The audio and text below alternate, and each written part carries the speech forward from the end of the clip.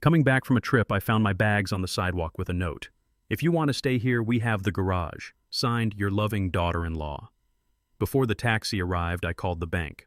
I was the one paying the mortgage. They thought they could erase me. What they did not know was that I held a secret that would change everything.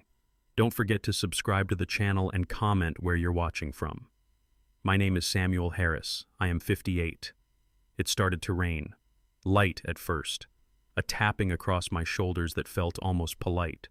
I let rain draw a dark map across the sidewalk and listened to the old gutter shake as if the house itself were clearing its throat.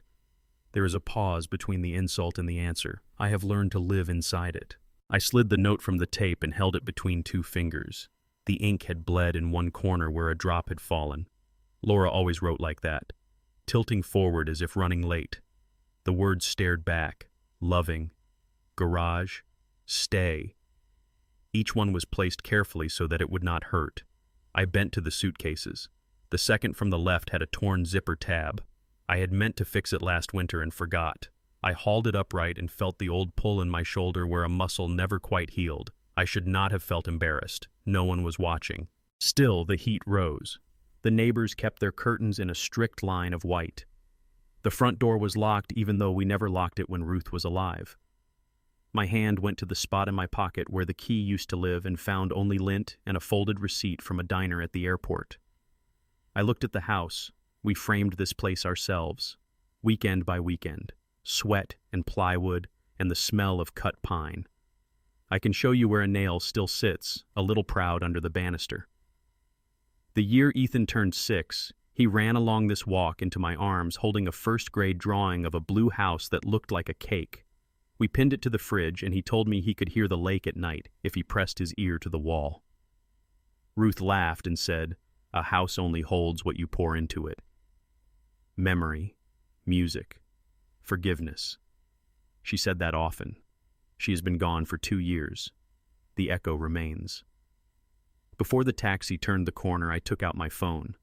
I did not scroll to Ethan. I called the bank. The line clicked and hummed and a voice answered and asked for my name, my address, the last 4. The usual little gates you pass through to prove you exist. I asked if the money had moved last Friday. The woman's voice softened by a breath.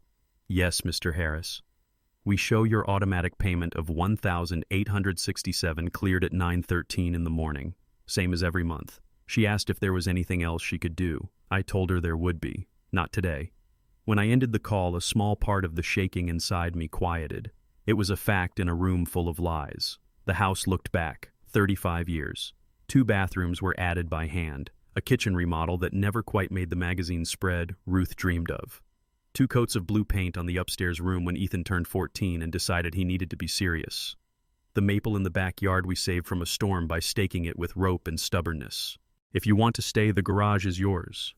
It would have been easier if rage came like thunder. It did not. It came like water, persistent, patient, a path working itself through stone. My phone buzzed. "Ethan. Dad, we need the space. Laura has to set up a home office. The garage apartment has everything you need. Don't make this difficult, Dad." I stared at those words for a long time. The screen threw a weak light up under the brim of my cap, and for a second I saw my face the way a stranger might. Older than I felt inside. The lines were deeper at the corners where Ruth used to say laughter lived. I did not answer. Not yet. I picked up a suitcase and walked it down the path. The porch boards creaked the exact way they always had, and a part of me took comfort in that small loyalty. I set the bag under the overhang and went back for the others. The rain had steadied. When the last case thumped to rest, I took a breath and reached for the note again. I folded it once, then again, then slipped it into my wallet next to a photo the size of a stamp. Ruth is in the kitchen at the old house, flour on her fingers, her hair pulled back with a rubber band she grabbed from a newspaper. She is turning to say something that makes her smile before the words leave her mouth. Light floods the sink. My throat tightened. I kept moving. The front door did not open for me. The spare key under the planter had been removed. Small stones filled the space where it used to live. It was a detail that told a bigger story. I stood under the porch roof and listened to the air inside the hall. The filter kicked on. Somewhere a half second after a switch, the compressor stuttered. I know every sound this place makes. I could list them and tell you the hour each prefers. A home is a person if you are not careless. I took the side path to the garage. The sensor light blinked awake. The door was unlocked. Inside, the air smelled of cold concrete and old oil, and a faint sweetness from a box of cedar blocks I had tucked against the far wall years ago. A twin mattress leaned upright like a tired guest. A thin nightstand stood beside it. The same lamp that used to live by my reading chair gleamed with a new shade that did not fit. A garment rack held shirts in plastic wrap. Several boxes sat labeled in thick black marker. Dad's stuff. The S ran downhill, and the F curled in a way that told me Laura wrote them quickly without thinking I would care. I set the suitcases against the wall and stood for another minute. Silence held the space like it had authority here. I could hear the rain thread along the gutter and then stop. The wind moved a little at the seam under the door and found my ankles. I have slept in worse places. A tent in late October when the boys from my unit and I took a trip we should have planned better. A cot beside a hospital bed the week Ruth came home the first time. That last spring we thought we had more of. I sat down on the mattress. It gave a very precise sigh under my weight. I put my hands on my knees. Sometimes you have to inventory your breath. In, count, out, count. There is a funny thing grief does to time. It stretches some minutes until you can walk around inside them, and it crushes others until they are as thin as a whisper. I could hear my phone again. Another message. Another little hammer taps through glass. I did not pick it up. Instead, I looked at the rack of shirts and thought about how someone else had touched them to hang them. Folded my socks in half and put them in the box marked Miss. Someone chose what to keep and what to bury. There are things I have not said aloud to anyone. After Ruth died, I signed the title to Ethan and Laura. It was a decision made at a kitchen table that still smelled faintly of lemon cleaner. Ethan was tired. He had circles under his eyes from a baby who did not know what night was. Laura spoke without making eye contact the way people do when they are afraid a glance might let the truth out. "This will simplify things," she said. I did not argue. I told myself that generosity is a kind of prayer. I told myself the house would be safer this way if something happened to me. I told myself many things that were half true and therefore dangerous. I kept paying. The first month because the forms had not been changed in time. The second because I did not want to make it hard for them. After that because habit is a current. I told no one. I told myself it was temporary. I told myself I was doing what a father does. I did not notice when gratitude shifted to expectation and expectation slid to entitlement. It happened the way mold grows where sunlight does not reach. The garage window is small and set high. Through it, I could see the edge of the kitchen window, where a yellow shade now hung, instead of the red one Ruth chose on some Saturday when we ended at a hardware store by accident. We argued about that shade and then bought it anyway, and every morning the light passed through it made the room feel like a different city. The yellow in the window now was not that yellow. Some shades try too hard to be cheerful and end up scolding you. My phone buzzed again.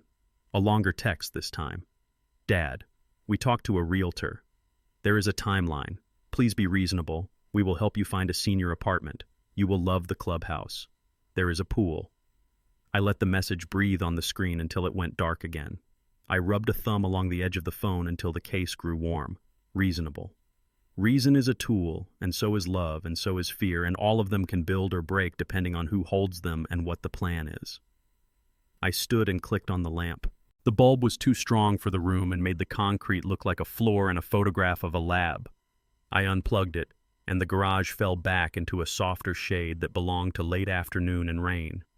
I pulled the mattress down and set it flat. The exercise of making a place you did not choose behave like a room is humbling. I opened one suitcase and took out a shirt and folded it over the back of the nightstand. I unzipped another and found the small tin that holds screws and nails no one else thinks to keep. I set it on the floor by the wall. Little rituals, little anchors. I went back outside and stood under the eave. The air held that clean smell rain leaves behind when it has the decency to stop in time for evening. Across the lawn, the oak lifted wet leaves like hands. I can still feel the weight of the shovel the day I planted it. Ethan helped until he got bored and Ruth brought out lemonade with too much sugar. He said siren when a blue jay called from the fence. He was 2. He could not say certain words. He grew into many of them. Some he set aside. Neighbors started coming home. A car door thumped 2 houses down. Somewhere a dog barked and was satisfied with his own authority. I listened to all of it and waited for the sound that would tell me they were back. The white car that came months after a deal I did not like but tolerated. The garage door opener would flash and cough and lift. The front door would open, and Laura would shake her hair and Ethan would glance toward the driveway as if checking inventory. I kept still. The note lay against my wallet like a cold coin. I thought of the nights I sat by Ethan's bed listening for the rough edges in his breathing. The plastic machine was pushing warm mist into the small tent where he slept. My hand on his back, counting, waiting for a rhythm to smooth. The doctor said he would grow out of it. He did. He grew out of many things. Some things he grew into. The first time he told me the house felt old and wrong, I laughed and told him houses have ears. The second time he said it, I nodded and asked what exactly he meant. Somewhere between those 2 conversations, a gap opened and I did not see how wide it was until now. My phone buzzed again. Not Ethan this time. A number I did not recognize. A polite message asking me to confirm an appointment I did not make with a realtor whose name I did not know. I stared for a long time. Then I typed a word I have not used enough.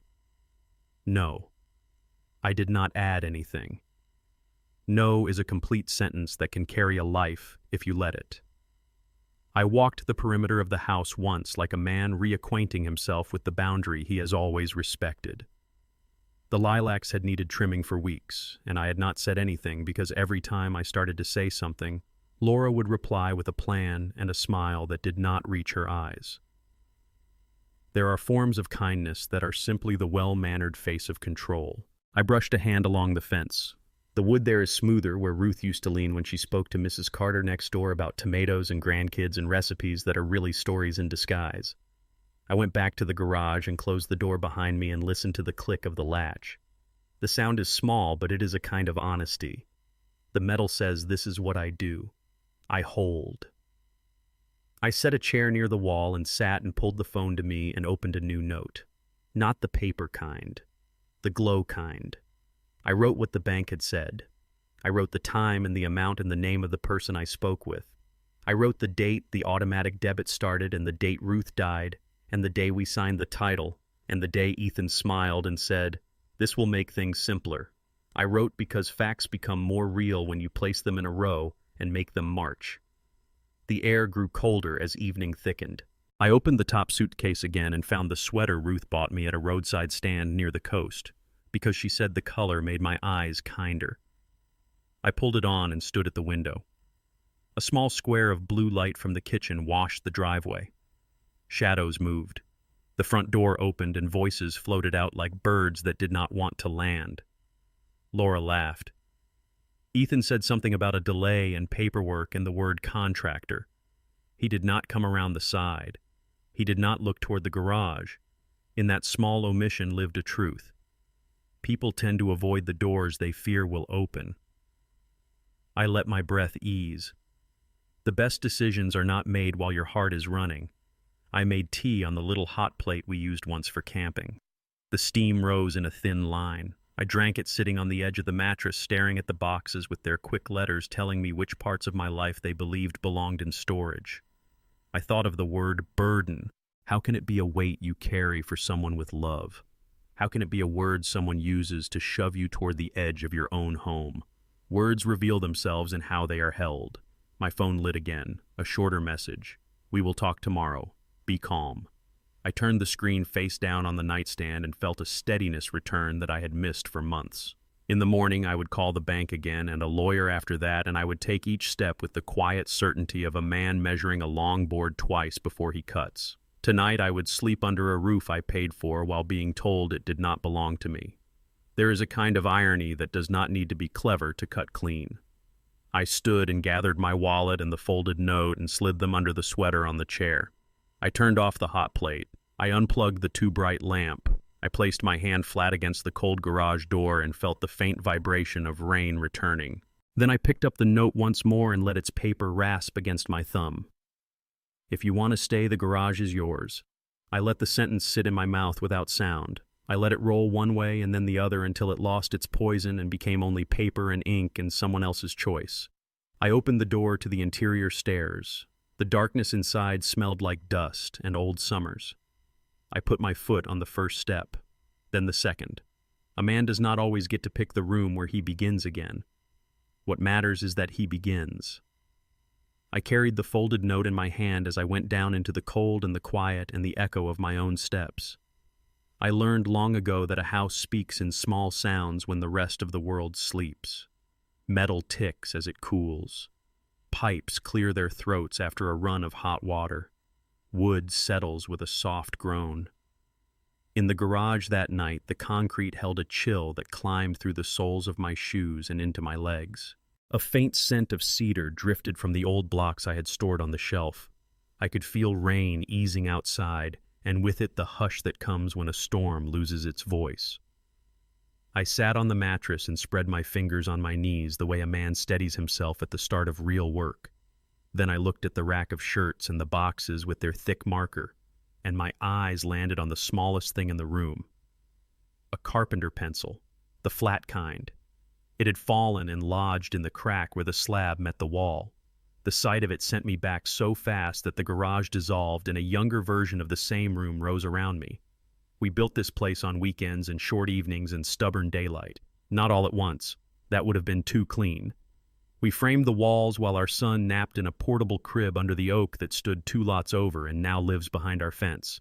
The bank account said, "Wait." The part of us that wanted a life said, "Begin." We chose to listen to the second voice, and so we learned to live inside messes that were becoming homes.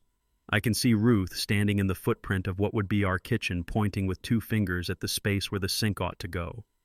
She wore a ball cap from a minor league game we left early because of rain. Her hair slipped from the band and she tucked it back with a motion I knew by heart. She said, "If we put the window here, the morning will come in as if it wants to be invited." I told her the studs would not care about sunrise.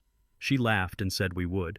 Then she tapped the floor where a table would later sit and said, "A family will eat right here, and the way they talk to each other will travel up into the rafters and stay like music." I shrugged in that way men shrug when they are trying not to cry in front of the person who can hear their heartbeat without touching it. We poured the first footing with a borrowed mixer. Everything we used back then had a history. My brother drove over with an old wheelbarrow that leaned to the left and made my arms ache more than the work required. Ruth steadied the chute while I directed the flow, and together we smoothed a future into place with hands that did not know what those hands would one day have to hold. When the county inspector came by, he looked at my chalk lines. He looked at my level. He looked at the way Ruth stood with her clipboard and her list. He smiled and said, "You two will be fine." We were fine. We were more than fine. We were young and broke and certain in the way only people who have decided to build something together can be. Ethan's first birthday happened in a house that was not finished, and I am convinced that is why it was perfect. The walls of the living room had sheathing but no drywall. We strung a piece of blue fabric across the studs like a temporary sky. Ruth made cupcakes because she said a whole cake would look ridiculous in a room with the skeleton showing. We set him on the floor where the future rug would live, and he slapped his hands on the plywood and giggled at the echo.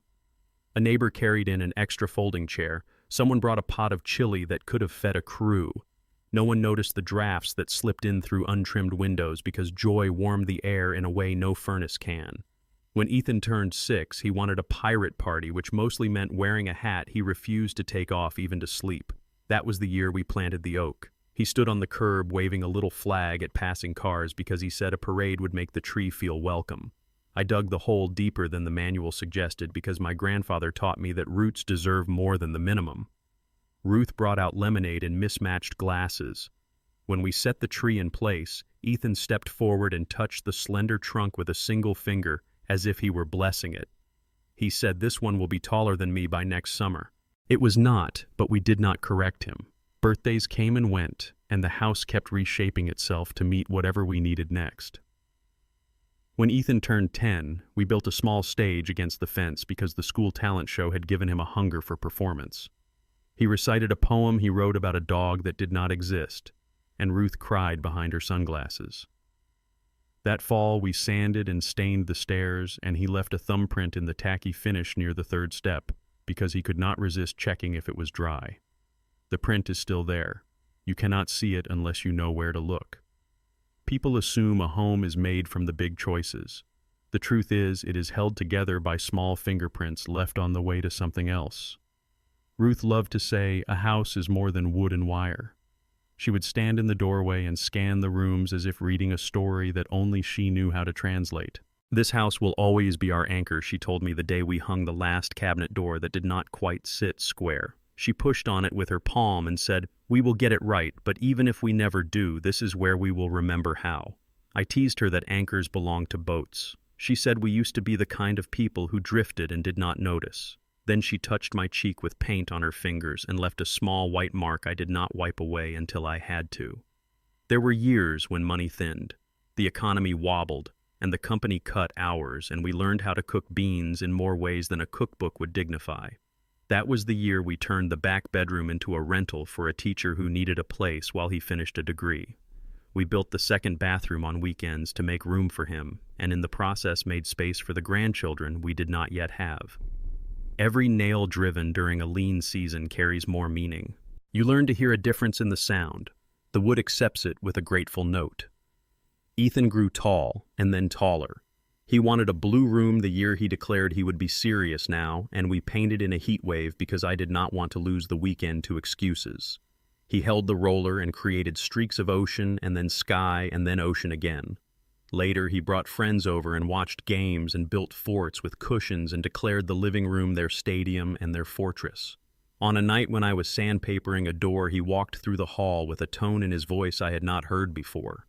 He tapped a knuckle on the wall and said, "When this place is mine, I will knock this section out and put in something that opens the view." He was 15, and I thought he was practicing swagger. I smiled at Ruth. She smiled back in that measured way she had when she was listening with all of herself. Years later, when he came home from college, he stood at the refrigerator and announced a plan for a deck. He said it as if the idea had been waiting inside him for years, and he was simply informing us of the schedule. I said that kind of addition takes permits. He said we would handle it. He said we could put in sliding doors and add a grill, and it would be perfect for the family. He glanced at Ruth as if waiting for applause. She rubbed a ring of lemon oil into the table and asked what he wanted to eat. The conversation shifted, and I forgot to return to it. Or maybe I did not forget. Maybe I avoided the line that was beginning to glow between mine and ours and his, and one day. On the night we laid the last run of hardwood in the entry, Ruth placed the baseboard with his help and stepped back to look at the seam. She nodded and said quietly to me, "He believes he is walking towards something that is already his." I asked if that was bad. She said it is not good or bad. It is a shape. We will teach him how to draw within it. We tried. We did not always succeed. Life is an imperfect paint job, and some corners always show a touch of the old color. The year Ethan turned 23, he brought Laura by for dinner, and the house behaved like it wanted to make a good first impression. The light through the bay window chose a gentle angle, and the kitchen smelled of rosemary and bread and the kind of confidence that comes from a recipe you can cook without looking. Laura complimented the crown molding over the cabinets and ran her finger along the edge of the sink where I had learned the hard way to caulk without smearing. She said this place has potential in a tone that was both praise and plan. Ruth set a dish on the table and asked about her work and her family and what kind of childhood memory made her feel safe. Later, when we were alone, Ruth said, "Laura is hungry for a life that looks like a catalog." Then she touched my hand and added, "We will be kind while we teach our son what cannot be bought." Our last anniversary before Ruth got sick, we ate on the floor because we were mid-remodel again. We had torn out the old pantry and built drawers that closed gently and fought less than we did. We drank coffee and we listed the parts of the house that had aged along with us. She named the creak in the corner of the hallway and the scuff along the base of the stairs where the vacuum always bumps, and the chip in the sink where I dropped a wrench in anger and then apologized to the porcelain out loud without thinking. She said that when I am gone, the house will tell you when you are holding something too tightly. You will hear it. You will know to let go. I told her I did not want to practice letting go. After she died, the house changed. Not all at once. The quiet grew a different kind of thickness. A glass left on the counter stayed where it was like an accusation. The afternoon light felt less warm. I moved objects that had been still for years, and I set them back where they had been because I could not stand the sight lines that resulted. I kept paying the mortgage because reasons that I told myself each month in a voice that sounded helpful. Ethan said that signing the title to him would simplify paperwork and protect the property if something happened to me. He said he needed to consider equity for growing his family. I nodded because grief had narrowed my focus to the next hour and the next, and I was too tired to challenge long horizons. There was a Saturday in spring a year after Ruth died when I came home from the hardware store and found Ethan in the backyard with a tape measure and a paint chip booklet like a man preparing a pitch. He spoke quickly about a pergola and a pizza oven and a space for guests. He used phrases that sounded like sales. He said we. He said our. He said this house is the cornerstone for what we are building. He did not say your. He did not say if. He did not ask what I thought. Laura brought iced tea to the patio and handed it to him first. She passed me a glass and looked at the window above the sink and said that the shade is dated. I smiled in the way that keeps peace and makes a man feel like he is bending when in fact something near his heart is snapping fiber by fiber. When I review that season in my mind, I can point to the first time Ethan spoke to a neighbor about property values in front of me as if I were a junior partner. He mentioned potential improvements and a long-term plan. He said one day we will open that wall and add light. He said the word inheritance as if it belonged in a sentence about scheduling and not love. He mentioned the word anchor, and I felt the floor tilt under my feet because in Ruth's mouth the word had been about belonging, and in his it had become about leverage. Not all memories are heavy. There are flashes of pure sweetness that arrive without asking permission. The time Ruth and I slept on the living room floor with Ethan was because he was feverish and fearful and wanted us close. We formed a three-piece windbreak on the rug and the fan hummed and he dreamed without waking. The morning we painted the office and a sparrow flew in and rested on the curtain rod and watched us for an hour, then left through the same cracked window as if it had come to take attendance. The evening we returned from the hospital after a scare, and the house smelled the same, and that sameness told me I still had a life to walk into. I am trying to explain this gently. A house is not a pile of boards. It is a record. It records the tone of voices and the exact shape of a winter by the draft under a door and the way a family decides who gets the last piece of pie. It records the shift when a child stops asking and starts informing. It records the day an adult in the room is too tired to say no, and so a newer pattern is born. These are not judgments. They are measurements. You can love a person with your whole life and still need to measure what their choices are doing to the rooms you share. In my mind, I walk through birthdays like aisles in a familiar store. 12 years old, he asked for a new bike and rode circles in the driveway until the neighbors cheered. 15, he announced he was independent and slammed the door of the room we painted blue and then opened it again because dinner smelled too good for pride. 21, he toasted to the future and spilled amber on the table and said, "One day, this will be where my children run in from the yard." During that toast, Ruth met my eyes, and I knew she was filing the sentence under watch this. We did watch. We corrected gently. We held a line and then stepped over it because love often looks like surrender from the outside and sometimes from the inside too. There is a memory I have not touched in years. Ethan at 7 wearing a paper crown from a burger place. He stood on the coffee table even though he knew he should not and declared, "This is my castle." I told him a castle is a responsibility and he said I can do it. He started naming rules. No shoes on the couch, ice cream on Saturdays, one cartoon before school. Then he turned to Ruth and asked, "Is that fair?" She lifted him down and said, "Fair is what keeps love standing." This house will always be our anchor for learning that. He nodded as if he understood. He did not. He was 7. It was my job to remember for us both. Time picks up speed as you age. Days blur like rain on a windshield at night. You lean forward to see better, and sometimes that only makes the water look more like lines. After Ruth passed, I let Ethan define more than he should have because my eyes were tired. He replaced the red kitchen shade with a cooler yellow while I was at the store, and when I said nothing, he learned a new lesson about how silence can be permission. He reorganized the living room because he said flow, and when I moved my reading chair back, he slid it to the basement with an apology that sounded like efficiency. He rearranged the mantel and took down two of my favorite photos of Ruth because he said visual clutter makes people anxious. I was anxious, and it was not because of the photos. What I am circling toward is simple. The house had become his in his mind long before the title papers wrote it down. The first time he hinted at selling, I laughed and said the walls would refuse. The next time he told me a price a neighbor had gotten, and I felt something old and protective rise in me, and I tamped it down because I did not want to be the kind of father who stands in the way of a son's plans. He often said family needs to support each other, and in my worn-out heart, I heard that as a promise, and only later recognized the press of a demand. The cedar scent faded, and the garage drifted back into focus. The mattress waited. The night hummed softly. I stood and crossed to the small window and pressed my palm to the cool glass. Through it I could see a sliver of our kitchen where Laura had hung a new calendar with cheerful squares. The space below each day was set up for tasks and goals. It made me think of Ruth's old wall calendar where she wrote the word bread on random Tuesdays because she liked the smell more than she liked the loaf. 2 ways of living. Lists can make a life better. They can also make a person forget the parts of a day that cannot be checked off. I turned from the window and opened a box marked Dad's Stuff.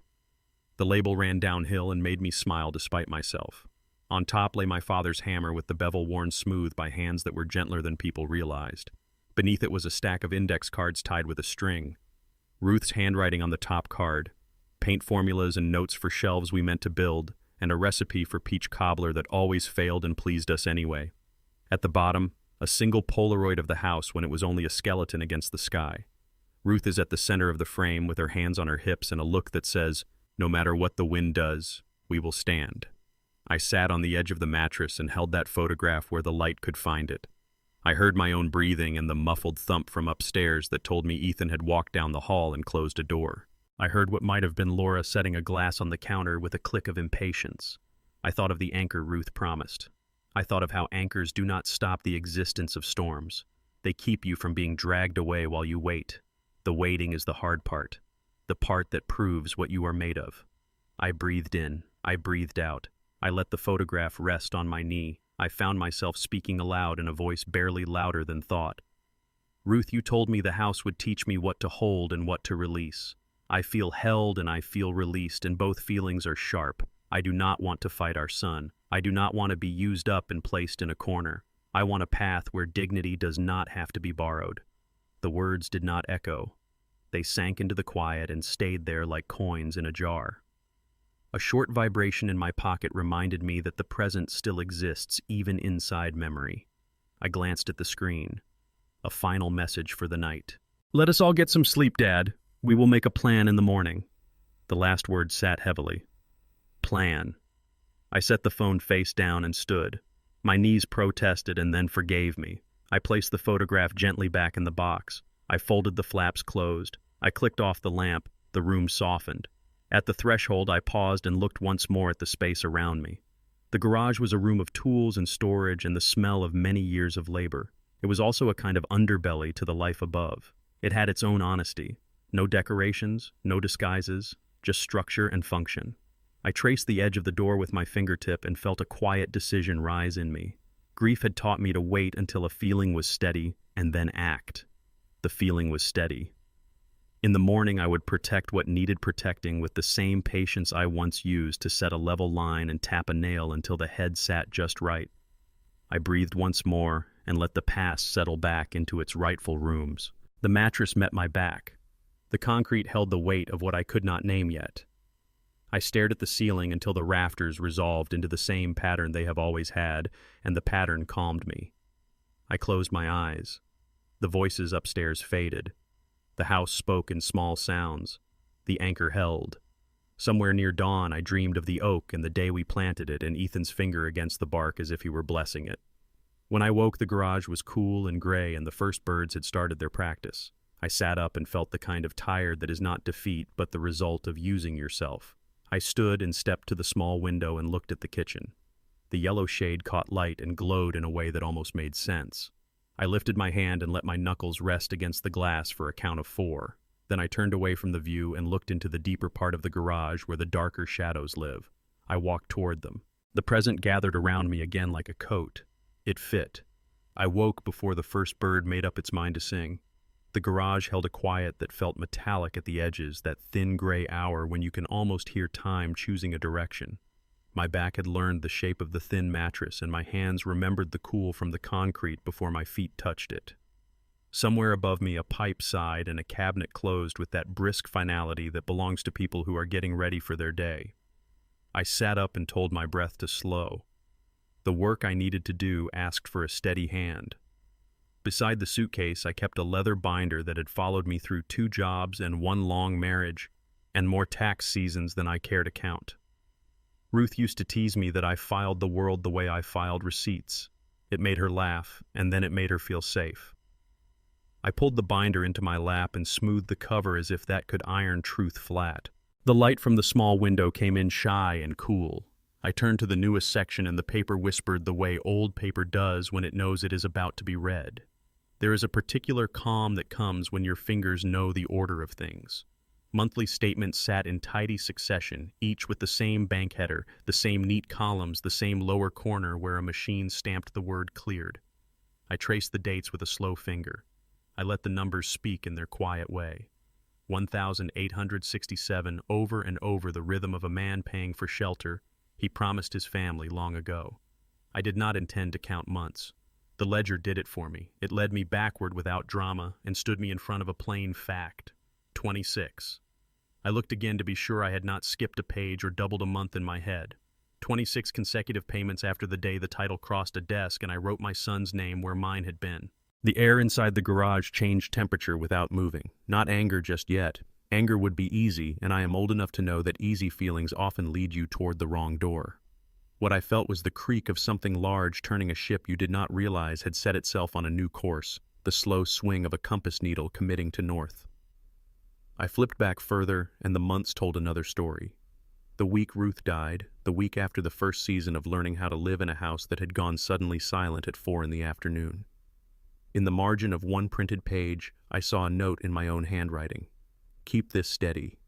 It must have been a reminder to myself across that blur of days. I had thought I could hold everything together by holding one thing together. The house. The mortgage was a metronome when music sounded like noise. I let the metronome keep me moving. There was something else in the binder that I had not looked at closely for a long time. A pocket sleeve with the carbon copies of the automatic debit authorizations.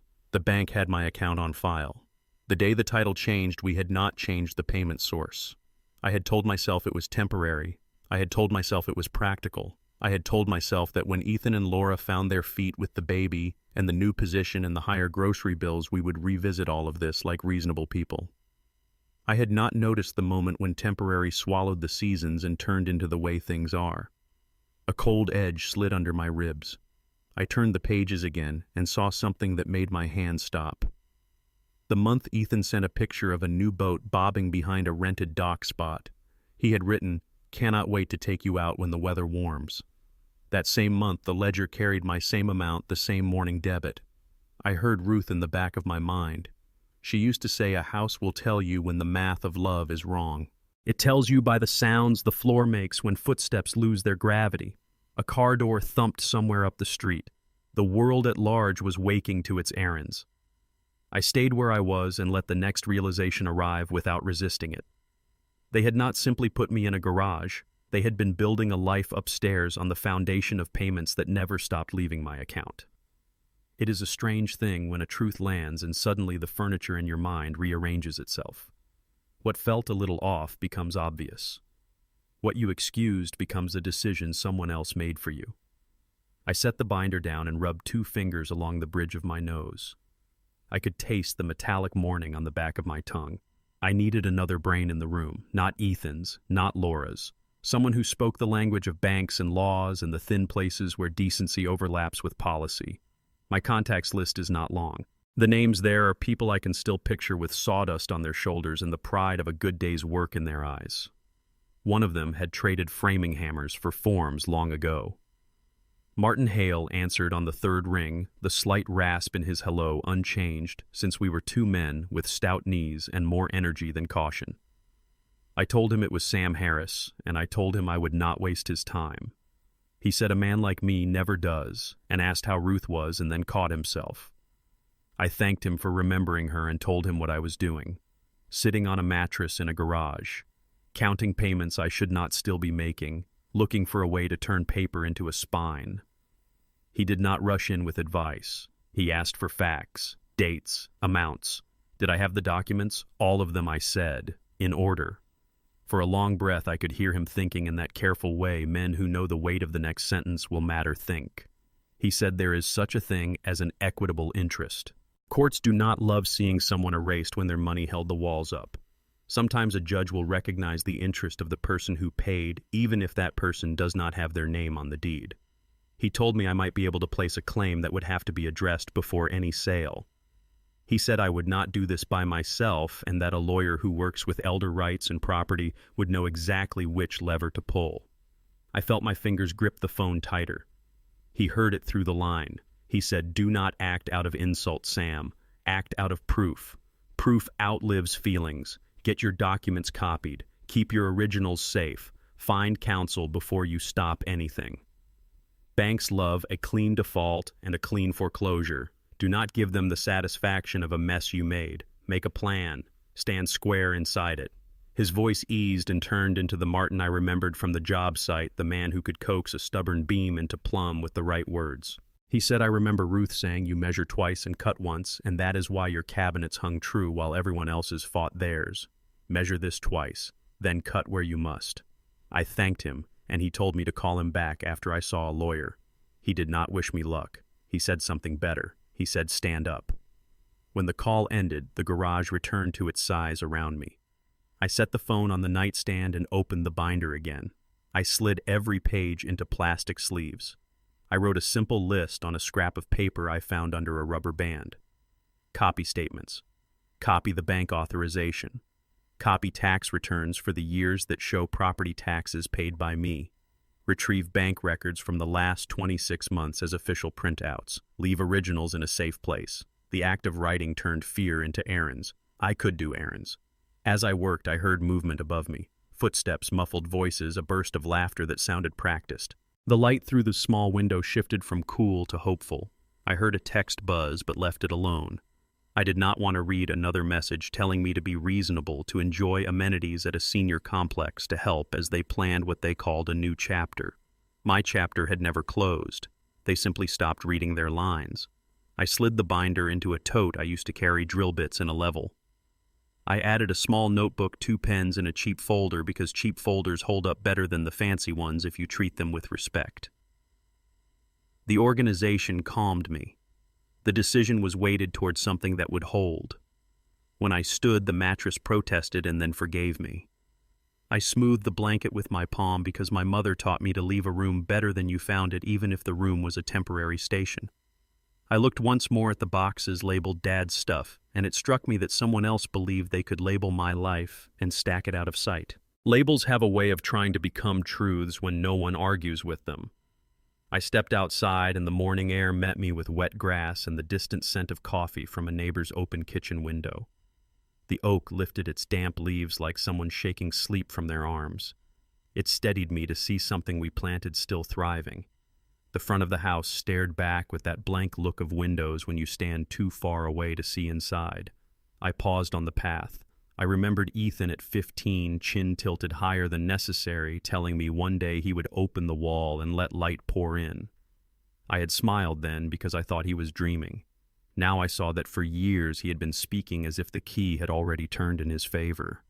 The mailbox held advertisements and the kind of glossy promise that offers kitchens bigger than any family conversation needs. I put the stack under my arm and walked the length of the street to clear my head. The neighborhood wore the damp of the last rain like a robe. Dogs checked the borders of their yards with serious air. A couple stretched on the sidewalk as if they had all the time in the world. I tried to take their ease into my lungs. It stayed stubbornly at the surface. I circled back and ducked into the side door of the garage before anyone could catch my eye and ask questions I was not ready to answer. The day needed a plan. I made coffee on the hot plate in the corner and let the smell take up space. I set the binder on the nightstand and sat with my back against the cool wall. I dialed the branch number for the bank and asked for an appointment with someone who could discuss payment histories and account notes. The woman on the line had a patient tone that reminded me of teachers who can make children sit up straight just by the way they say a name. She said, "We can see you this afternoon," and offered a time that would give me enough hours to copy everything I needed and enough minutes to gather myself again if the meeting shook me more than I anticipated. I powered on the small printer I kept for projects and fed it page after page until the plastic tray sagged. I stacked the copies in 3 piles: statements, authorizations, tax receipts. I labeled the tops with a black pen. The motion of sorting tightened the focus in my chest. Every page that slid into the folder felt like a plank across a stream. Behind the practical task, a quieter thought pressed forward. At some point, I would sit in a chair across from my son and his wife and hold these pages between us. We would speak not as a family swapping stories, but as parties to a matter. I hated that. I wrote the word dignity on the top of my notebook to remind me what I would bring into the room when the time came. The phone buzzed. Ethan again. He wrote that he and Laura had a timeline. He wrote that they had spoken to a realtor who had buyers in mind. He wrote that I needed to tell him when I would move the rest of my things so they could begin the garage conversion in earnest for their daughter's playroom. He ended with the same line from the night before. "Do not make this difficult, Dad." I watched the words sit there. I deleted nothing. I answered nothing. I set the phone face down and let the light fade back to the window's pale rectangle. I thought about calling Martha. She would come with the fierceness only a person who knew Ruth from the first laugh to the last breath could bring. I decided to wait until I had concrete steps to offer instead of just pain to share. I thought about calling the number our neighbor had for a lawyer who helped her mother when her brother tried to take over finances after a fall. I decided to start with the bank appointment and move from there, information before intervention. That was the order that made sense. By late morning, I had a neat stack of copies and a list for the meeting. I locked my originals in the rolling toolbox and slid the key into the small compartment I used to keep spare screws. I wrapped the key in a rag and closed the drawer. One thing I have learned about keeping your life from rattling apart is this: hide what matters in plain boxes and do not announce where you put your strength. Then even the people who think they have read you will miss the page that counts. I washed my hands at the utility sink and watched the water run gray, then clear. The garage had a window that made everything a little greener than it was. On the wall, the old hammer of my father hung next to the level I had bought the day we hung our first set of cabinets. The level bubble had always reminded me of a goal that refuses to cheat. It finds the center, or it does not. There is no pretending. I thought of what Martin had said: do not act out of insult. Act out of proof. I tucked the level under my arm as if the weight of it might keep me honest in the hours ahead. Lunch passed me by without my noticing. My body has a habit of holding hunger until after the work is done. I put on my jacket and slung the tote over my shoulder. As I walked up the driveway, I looked at the house and let the old affection show up alongside the new resolve. Love for a thing you made does not cancel your right to protect it. It asks you to be precise. At the branch, a young man opened the door and told me someone would be with me shortly. The waiting area smelled of industrial cleaner and the faint perfume released by paper when it has been moved in large amounts. I sat with the tote at my feet and read the nameplates on each desk. When my name was called, a woman about my age stood and offered a firm handshake. She introduced herself as a mortgage specialist. I introduced myself as a man with a long payment history and a question. We sat. I lined the copies in a simple row. She looked at the first page, then the second, then the series. Her eyes moved in that way, trained by years of reading the story numbers insist on telling. She asked for permission to pull the account notes. I nodded. She turned to her computer and the screen reflected in her glasses while I watched her expressions change in small steps. She said, "Your name is not on the current title." I said, "Correctly." She said, "Yet these payments have come from your account for more than 2 years." I also said, "Correctly." She said, "Has there been an arrangement in writing between you and the titled owners?" I said, "There has been an arrangement in habit, not in ink." She pressed her lips together for a moment as if choosing the careful path. She said, "The bank does not render legal judgments on ownership beyond the deed, but I can tell you that your payment record would be recognized by our system as a responsible party for the loan." She said it may be possible to note that fact formally. She said I would need a lawyer to advise me on the next step, and she gave me a printed summary of my payment history with the bank's stamp and her initials. She slid it across the desk. The formality of the gesture steadied me. Paper had moved from being a burden to being a bridge. On my way out, she lowered her voice. She said the titled borrower called yesterday, concerned about a missed payment notice, and asked what it would do to his credit. She said he did not seem to understand how mortgages work. She said this not unkindly. She said, "I do not offer advice to customers who are not mine, but I hope you protect yourself." I thanked her for the information, and she told me to take care, as if she knew this was not only about numbers. The world outside the branch had warmed. The parking lot shimmered a little where puddles had met the sun. I sat in the truck for a few minutes with my hands on the wheel and did not start the engine. I felt the papers at my side the way you feel a tool belt when you are on a ladder. Comfort and seriousness together. I texted Martha a single line. "Need to talk later. Good news of a kind." Then I called the number the specialist had given me for a legal clinic that referred clients to attorneys who did not waste time. The receptionist asked for a summary, and I gave it to her plain. She said they could see me in the morning, and she spoke the name of a lawyer I had heard once from our neighbor. I wrote the time in my notebook and underlined it twice. There are underlines a man remembers. This would be one. On the drive back, I took the long way through the streets where Ruth and I once walked in the early years when we were still arguing about whether to put the mailbox on the left side of the drive or the right. I passed the hardware store where the owner still kept the good screws behind the counter and only brought them out for people who did not ask for them by brand, but by the way the metal cut into wood. I passed the small park where Ethan tried to ride without training wheels and scowled at the ground every time his feet touched it. The city looked like itself, and also like a place I had not noticed in a while because I had been busy trying to be agreeable. I reached the house in the late afternoon. The sun had found the angle that makes the kitchen window flare like a small fire. I stood in the driveway with the tote still over my shoulder and let the sight of it burn away a layer of the shame I had been carrying. Shame is a poor fuel. It burns hot and leaves you cold. Paper and plans are better. They make heat that lasts. In the garage, I placed the new stamped documents in a separate folder and slid them into the binder with care that bordered on reverence. I added the appointment card from the legal clinic and the name of the attorney on a sticky note. I wrote down a short list for the morning. Bring a binder. Bring identification. Bring proof of payment. Bring tax returns. Bring resolve. I read the last line and almost smiled. Resolve does not fit in a folder. You either wear it or you do not. Evening gathered. The house above me had its own sounds again. Cabinet doors. That particular clink of ice into a glass. The low murmur of a television turned up a little high to cover the absence of conversation. I boiled water for pasta on the hot plate and ate standing up because my body wanted motion more than it wanted rest. Afterward, I washed the pot and set it upside down to dry on the cleanest part of the concrete. I sat on the edge of the mattress and held the binder like a book someone had written specifically for me. My phone buzzed. Ethan again, short and sharp. He wrote that I should not go to the bank behind their backs. He wrote that this was a family matter. He wrote that everything would be easier if I simply let the plan proceed. For a long time, I stared at those words and felt the old reflex pull at me that quick half step towards smoothing things over. I did not move.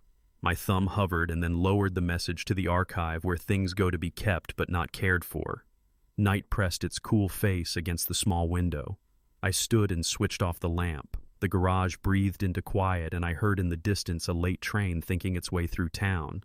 Ruth loved that sound. She said trains made her feel part of a larger map. I felt it now too.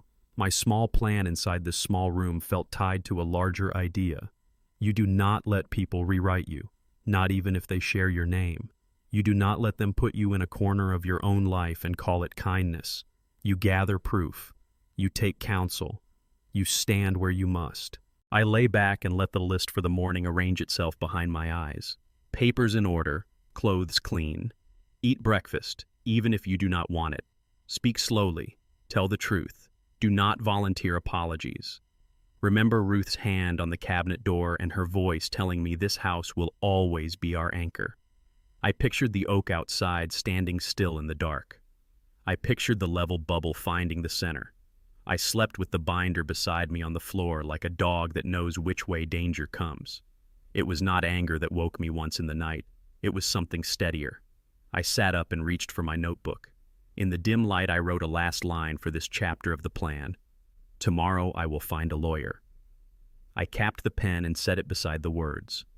I listened to the house until its sounds felt familiar again. Then I closed my eyes and let the present carry me toward morning. I left the garage that morning with the binder tucked under my arm like a shield.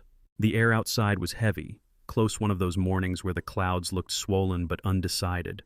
I felt the weight of every step down the driveway, the kind of weight that isn't just bone and sinew, but the accumulation of choices. 35 years of choices. Too many months of silence. Too many withdrawals from my account without a word of thanks.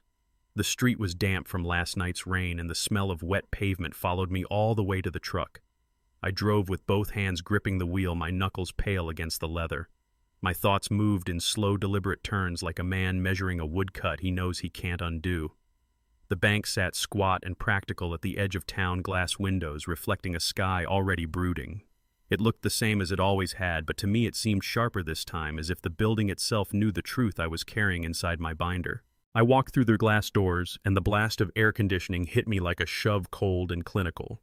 A receptionist smiled at me politely, her voice soft, her eyes already moving back to her screen. "Do you have an appointment, sir?" "Yes, Samuel Harris."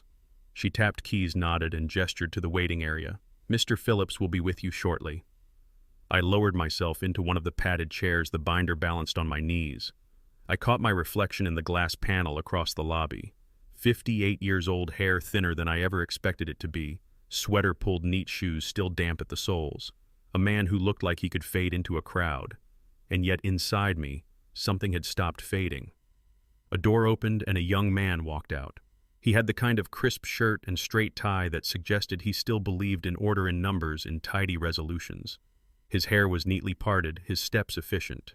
He carried himself like someone who knew how to explain complex things in simple words. "Mr. Harris," he said, extending his hand. I stood, shook it. Warm, firm, practiced. "I'm Trevor Phillips' mortgage department. Let's step into my office." We walked past the counters into a smaller room with a desk, 2 chairs, and a potted plant that looked tired under the fluorescent lights. He gestured for me to sit. His tone was courteous, professional, the way you'd speak to someone who might not understand the jargon but deserved respect. "So, Mr. Harris, what can I do for you today?" I opened the binder, turned it to the latest section, and slid a neat stack of mortgage statements toward him. He pulled them closer, his eyes scanning line after line, his brow furrowed slightly, then lifted, then settled again. "These are all your payments." "Yes. But the title is not in your name." "Correct." He leaned back in his chair, exhaling slowly. "That's unusual." "Not unheard of, but unusual." I didn't speak. I let him sit with the facts. Silence has a way of pulling honesty out of people. He tapped his finger on the top page. "Well, there's something you should know. There's a concept we call an equitable lien. It's not ownership in the way the deed spells it out. But when someone has been consistently paying for a property without direct benefit, sometimes courts recognize that contribution. They say, in effect, this person has an interest that cannot simply be ignored. Equitable lien. The phrase landed like a beam, locking into place. For 2 years I had carried this weight in secret, my payments invisible to the people who benefited most. With those 2 words, the ground beneath me shifted. A flicker of something like hope, thin but undeniable, lit in my chest. What would that mean? I asked, my voice low. It would mean that if the property were sold, your contributions would have to be addressed. They couldn't simply walk away with the proceeds while your payments disappeared into the air. It doesn't make you the owner outright, but it makes you visible. Visible. That was the word that struck. They had shoved me into the garage, labeled me a burden, and treated me as though I'd vanished. And here was this young man telling me the record said otherwise. Trevor's voice softened, almost conspiratorial. "Between us, your son called last week. He wanted to know what it would take to sell the property, how quickly the bank would approve it." My head tilted. He called. Yes. He seemed to expect a simple answer, as though it were just a matter of listing and signing. From the questions he asked, I don't think he fully understands the process. I felt my jaw tighten, but I forced my voice to stay even. "So they don't really own it, not fully." Trevor studied me a moment, careful. The title is in their name. But titles aren't the whole story. The payments tell another. And courts listen to both. I let those words settle. They don't really own it, not fully. I repeated them in my head until they felt like iron. Trevor reached for his keyboard, tapped, printed a sheet, and slid it across the desk. This is a certified summary of the payment history from your account, stamped by the bank and initialed by me. Keep it safe. You'll need a lawyer to press any claim, but this gives you a foundation. I placed the sheet carefully inside the binder. My fingers were steady now. I thanked him, stood, and shook his hand again. His eyes met mine, and in them I saw not pity, but recognition. Not everyone who pays gets remembered, he said. Make sure you are. I walked back through the bank binder under my arm, shoes echoing against tile. The receptionist gave me another polite nod, her smile unchanged, but to me, everything had shifted. The glass doors sighed open and I stepped outside. The sky had thickened. Clouds pressed low, darker now, bloated with something they could no longer hold. A wind whipped down the street, scattering leaves across the sidewalk. The air smelled metallic, sharp, like iron nails in the rain. I paused at the top of the steps binder against my chest. The first drop struck cold and deliberate against my cheek. Then another. Then a scatter that quickly became a drumming. The pavement darkened circles, spreading and colliding until the whole street gleamed. Thunder rolled in the distance, deep and patient like a drumbeat underground. Lightning laced across the horizon, a jagged crack that lit the glass windows of the bank behind me. For an instant, the entire block looked like paper, fragile, ready to tear. I didn't move quickly. I stood in it, let the water soak through my sweater, let it baptize me in its honesty. For months I had been shrinking, folding myself smaller, apologizing in silence. Now the storm said otherwise. Every drop hammered in rhythm with a truth I could no longer ignore. They thought they owned everything. They thought they could erase me. They thought the garage was all I deserved. But the ledger disagreed. The bank disagreed. And soon the law would disagree. The storm thickened, sheets of rain slanting across the street, wind howling against the glass. I pulled my collar high but kept walking, binder pressed firm to my chest. With each step the water splashed higher, the sound of it loud, relentless, like nails being driven into wood. I thought of Ruth, how she used to say storms were necessary, that they cleared the air, scrubbed the dust, made the world honest again. I thought of her standing in the half-built kitchen saying, "This house will be our anchor." She had been right. It was still an anchor, but no anchor is worth anything unless you use it. Lightning cracked again, closer this time, splitting the sky into pieces. I smiled faintly at the timing.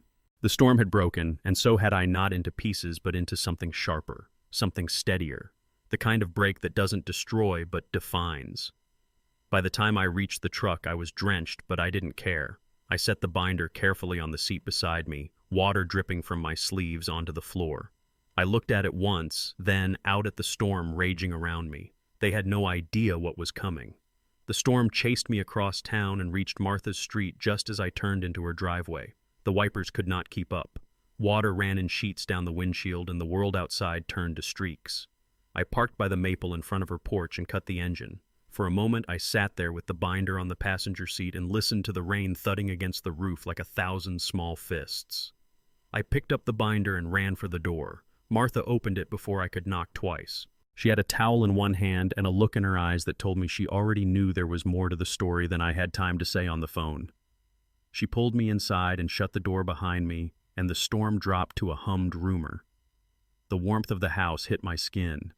The smell of coffee and something buttery drifted in from the kitchen. She pressed the towel into my hands. "You look like you wrestled the sky," she said. I told her I had, and that I had won enough ground to come here. Her kitchen has not changed in 20 years. The same yellow walls that Ruth used to joke about were the color of a good day. The same round table with a nick near the edge from a Thanksgiving dish that slipped. A corkboard full of grocery lists and photos of grandkids with frosting on their cheeks. I felt my shoulders drop 2 inches just standing there. "She sat," she said, and pointed to the chair Ruth always chose when we came over on Sundays. I sat. She poured coffee and slid a plate of biscuits toward me. "Eat first, then tell me." The first bite slowed everything. Warm, salt and butter, and a sweetness that made me realize I had not tasted anything properly in days. The coffee undercut it with bitterness and heat. My hands stopped shaking. I opened the binder. I told her about Trevor at the bank and the phrase that had landed in the room like a new beam set into a frame. Equitable lien. I told her what it meant. Not ownership, but visibility, a claim that could not be ignored. I told her Trevor had printed a certified summary and put his initials on it. I told her he said not everyone who pays gets remembered and to make sure I was. She leaned back and let out a sound that was not quite a laugh and not quite a sob. She reached across the table and put her hand on the binder as if it were a living thing. Then she looked at me in that way she has that slices through excuses without drawing blood. She said, "Remember who you are, Sam, not just Ethan's father." The sentence landed and felt like it belonged. I nodded. In this house, words like that hang in the air with a weight you can feel. It is the same kitchen where Ruth once stood after a hard week and told me the house would be our anchor. Martha had been there for that talk too. She and Ruth were the kind of friends who could share a glance and change a weather pattern. I told Martha what Trevor had said about Ethan, that he had already called the bank asking how to sell and what it would take. She sat very still, and then she shook her head a small motion. "He is moving like a man who assumes the ground is fixed," she said. "He has forgotten who leveled it for him." For a few minutes we did not speak. The kettle on her stove clicked as the metal settled. A clock above the doorway ticked steadily. The storm made its own music on the windows. I watched steam curl up from my mug and felt a slow resolve build at the base of my throat. I told her the plan had to move from feeling to steps. She nodded and said she agreed, and that she had asked me to come, not only to feed me and stop me from drowning in my own house, but because she wanted me under a roof that would not make me smaller while we worked. "Stay here," she said. "The guest room is ready. Jim and I rattle around this place. It will be a comfort to have another human under the roof." I began to say I did not want to impose. She lifted a palm and cut that thought off at the knees. She said something which sounded like Ruth. She said, "Generosity is not a ledger, Sam. Let me love you longer than a conversation." I felt something open up in my chest that had been clamped tight since I stepped out of the taxi the day before. "Thank you," I said, and the words came out low. She nodded once like you do when you check a level and see the bubble settle where it belongs. We carried the binder and my bag down the hall to the spare room. Martha had made the bed with crisp sheets. There was a lamp that threw a warm circle on the nightstand and a small chair by the window that looked out on her garden. The curtains were floral and a little faded. The room smelled faintly of lavender sachets and clean laundry. Ruth had passed an afternoon in this room once when she and Martha were painting and laughing about a line of wallpaper that refused to behave. The memory came and sat gently without asking. I set the binder on the desk. I ran a hand over the cover and felt the grooves from years of service. Martha stood in the doorway watching me. She has a way of watching that is not prying. It is more like standing guard. "You are not alone," she said. "I know you are used to carrying heavy things by yourself. You built half of your life with your own hands and the other half by making sure Ruth's hands were free to create what she wanted. It is time to let someone else carry a corner of this." I looked at her and felt tears sting before I could swallow them. I did not want to break over biscuits and coffee. I turned and looked out the window at the slick leaves of her hydrangea and let the feeling move through like a summer storm. When it passed, I could breathe deeper. "There is something else," she said from the doorway. I thought for a moment I heard nerves in her voice, which is rare. She said, "I called my nephew this morning. His name is Brian. He is a lawyer. He works with older clients, property, family, crossed lines. He is good at reminding people what belongs to them. He can come this afternoon if you are up to it." I turned slowly. A piece of my caution lifted. Martha has never been casual with recommendations. If she said someone would stand beside me, then I could picture the person already standing there even before I shook his hand. "Yes," I said. "I am up to it." She smiled with the kind of satisfaction a general might show when a battle plan clicks. "You need counsel," she said. Martin had already told me that. Martha lived it like a fact. She left the room and came back with another towel and a dry shirt that Jim insisted would fit me. It did. I put it on and the cotton held warmth from the dryer. The storm eased to a straight downpour, and the light outside softened. We returned to the kitchen. She brought out soup and I ate slowly while she talked about ordinary things with a deliberate care that told me she knew my body needed that as much as my head needed plans. The price of peaches at the market. The neighbor's dog had learned to open the gate. A leak in their bathroom she and Jim would fix over the weekend. This is how real friends help you carry grief and fury. They hand you a bowl and then talk about a faucet because the world is still the world and you need to remember that. After lunch, I went to the spare room and reviewed the binder again. I slid the bank summary with Trevor's initials into a clear sleeve and tucked it in the front. I added tabs to sections I thought Brian might want first.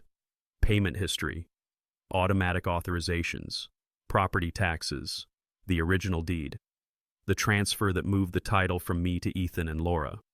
As I sorted, I felt a strange peace. Every tab was a small act of respect for the man I had been before I let exhaustion and grief talk me into giving away more authority than I should have. Martha called down the hall that Brian would be here in 20 minutes. I washed my hands, combed my hair, and sat in the chair by the window to gather myself. The rain had thinned to a steady whisper, the kind that makes the world quiet without making it sad. I watched two sparrows do their determined work along the fence line. When I closed my eyes, I could hear Ruth's voice saying, "Steady now. Measure twice. Breathe like you are going to build something that needs to stand." A car door closed in the driveway, voices, the sound of the front door opening, Martha's bright greeting. Then footsteps down the hall and a man appeared at the threshold of the spare room. He wore a simple jacket and carried a satchel. He looked younger than me by a good 2 decades, but there was an old carefulness around his eyes. He stepped in and extended his hand. "Uncle Jim says, you know a level when you see one," he said. I liked him already. We sat in the kitchen. Martha set a pot of coffee between us like an offering to the gods of clarity. Brian rested his satchel on the floor and took out a legal pad and a pen but did not uncap it yet. "Tell me," he said. "Start anywhere. I will stop you only to ask a fact I need." I told him about the suitcases and the note, about the garage, about the call with the bank when I confirmed the amount that slid out of my account like clockwork, about the meeting with Trevor and the phrase equitable lien and the sheet with his initials that said the bank saw me every month even when my family did not. I told him Trevor mentioned that Ethan had called to ask how to sell and how quickly. I told him the room felt sharper when I heard that. Brian listened without interrupting except to write down dates and amounts. He asked for the transfer date and the timing of the first payment after it. He asked whether I had proof of property tax payments tied to my account. He asked whether I had any written arrangement with Ethan and Laura. I told him there was no ink, only habit. He nodded in a way that did not judge. "Habit is invisible until it is not," he said. Then he tapped the legal pad once with the back of his pen. He said, "Trevor gave you the right term. An equitable lien is strong in situations like this. Courts want to avoid unjust enrichment." He looked up to make sure I was following. That is the legal phrase that means someone profits from your payments without acknowledging them. The law is not perfect, but in this area it understands something about fairness. You have leverage. It will not win everything for you by itself, but it will put you on the board. He reached for the binder. "May I?" he said. I slid it to him. He opened it and his eyes did the quick, quiet work of a person who knows what he is hunting. He smiled once when he saw the sections I had tabbed. He said, "I like your order. That will help us." Then he pulled the bank summary forward and traced the initials with his finger. "I know Trevor. He is careful. Good. This carries weight." "What do I do now?" I asked. The question felt both heavy and simple. "We will do several things in a clean sequence," he said. "First, we will send a letter to the bank noting your equitable contribution and asking that the account history reflect responsible payer status." He held up a hand. "It does not change the title. It tells the bank to note you formally in their file. Second, we will draft a notice to Ethan and Laura identifying your payments and demanding either reimbursement to date or recognition of your equitable interest should they attempt to sell." He paused to let the idea land. "It is not a threat. It is a record. People behave differently when paper names what they hoped would remain unspoken." I absorbed that. It felt like turning on a light in a room where someone prefers shadows. He continued. "Third, we will prepare to record a lien if necessary." He looked at me. "We may not have to. People often fold when they realize that the easy path they pictured is blocked by someone who actually kept receipts. But we will be ready. Lastly, we will speak about whether and when to stop payments." "Not yet," he said before I could ask. "Timing matters. You do not want to give the bank a reason to slap a default on top of this. You want the record to show you acted with care all the way through. For now, we document. We notify. We control the pace. His words calmed me because they matched the rhythm I had used my whole life. Measure, mark, cut, sand the edges, fit the piece, check level. He capped his pen, then uncapped it again and smiled. And for what it is worth, he said, I am sorry you are here, but I am glad you came. The system can be cold. It helps to walk in with a name and a face and a story that is written in the grain of a life, not just on paper. Martha had been silent while we spoke. Now she reached across and set her hand on my forearm. She said, Remember who you are, Sam. Not just Ethan's father. You are the man who built a house from weekends and love and careful lines. You are the one who tended a marriage with more patience than most men can summon. You are the person who paid even when no one was looking. Those kinds of people do not beg. They set terms. I felt both seen and braced. I told Brian I did not want to turn my son into an enemy. He nodded and said, We are not making enemies. We are making boundaries. If he walks into them hard enough to bruise, that is his learning. Then he held my gaze for a moment and added that dignity is always a good strategy. We worked for an hour. Brian dictated a letter while I confirmed dates and Martha filled our cups. He wrote with clean sentences that did not perform. He wrote like a man who believed paper could carry decency if you asked it to. He showed me a final draft and asked if the words felt like they told the truth.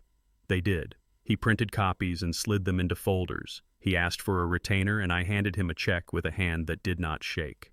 As the afternoon leaned toward evening, the storm flared again and the wind pushed rain in sudden flurries against the windows. The house did not mind. It had seen worse and had better insulation than ours ever did. Martha started a pot of stew and hummed something Ruth used to hum. The humming worked on me like a memory that knew its place. Brian packed his pad and slipped the letters into his satchel. He stood and we moved to the doorway. He offered his hand. I took it. The shake was steady. Not too hard, not a test. A seal. He said, I will call you in the morning after I file the notices. We will speak next steps then. He glanced at Martha. She raised an eyebrow that said, Take care of this man, and he nodded as if he had been given a sacred errand. At the threshold, he paused and looked out at the rain that had turned again to sheets. He said, Storms make people honest.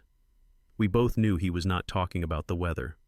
He walked down the path and into the gray light, and a gust of wind lifted his jacket. He held it closed with one hand and kept moving. Martha shut the door gently and leaned her back against it and let out a breath that made the glass vibrate. She looked at me with something like pride. You walked in here carrying a storm, she said. Now you have a plan. She put a hand on my shoulder. Remember who you are. I went back to the spare room and stood by the window. The garden was dripping and alive. A robin hopped between puddles as if this were any regular day. I touched the binder on the desk and felt how solid it was. The letters were inside. The names, the dates, the proof. I imagined the sound the paper would make sliding across a counter at the bank. I imagined Ethan reading and feeling something other than certainty for the first time in a long while. I sat on the bed and let my shoulders drop another inch. The room held me the way a well-made chair holds a back that has worked too long. I realized I was hungry again and the smell of stew found me from the kitchen. I stood and went to join Martha. We ate with the easy quiet of people who do not need to fill every space with talk. The clock kept its patient measure. The storm eased to a whisper and then to a memory. When night settled, I took a slow walk down the hallway to the bathroom and splashed water on my face. The mirror showed me a man who looked real again. Not erased, not diminished, just tired and determined. I returned to the spare room and turned off the lamp. Darkness came gently. I lay down and listened to the soft house sounds that had comforted me for decades. The hum of the refrigerator, the click of a vent, the soft thump of Martha's footsteps as she turned down her bed. I thought of the afternoon and the handshake with Brian, a small thing in a world full of noise, yet it marked a line. I would not negotiate out of my own life. I would not let love be used as a lever to pry me into a corner. The storm had said its piece and left me with cleaner air. I closed my eyes. For the first time in months, I felt sleep arrive like a friend and not like a thief. Tomorrow would bring the next step. Tonight, I let the plan settle into my bones. The last thing I heard before sleep took me was Martha's sentence circling back in a voice that sounded briefly like Ruth. Remember who you are, Sam, not just Ethan's father. I woke before dawn again, though this time it wasn't the chill of the garage that stirred me. I was in Martha's spare room, the lavender scent still faint in the sheets. For a moment in that blur between sleep and waking, I reached for Ruth. My hand brushed the empty side of the bed, and the ache reminded me she was gone. That kind of reminder always comes softly and then lands with its full weight. I sat up slowly, rubbed my hands across my face, and let the house sounds ease me into the morning. A floorboard is stretching, the hum of the refrigerator. Somewhere a bird is testing its voice against the dim sky. The binder was waiting on the desk, the same binder that had sat beside me through hospital bills and mortgage statements and grocery lists scrawled in Ruth's hand. Only now it carried a different gravity. Not just records, but weapons. Proof that my silence hadn't been weakness, only waiting. By the time Martha had poured the first coffee, Brian was at the kitchen table with his satchel open. He was younger than the storm in his eyes made him look. His shirt sleeves were rolled to his elbows, his pen already clicking. "Morning, Mr. Harris," he said, and his tone wasn't casual. It was the tone of a man stepping into work that mattered. I nodded and set the binder between us. "Everything is here." He opened the cover like a priest opening scripture. We moved through the pages one by one. Payment histories, tax records, auto debit authorizations. Each sheet slid into his folder with a quiet rustle. He asked questions and I answered. Dates, signatures, copies of checks I'd kept for no reason other than habit. For the first time, habit felt like foresight. We spent the better part of 2 hours gathering and stacking.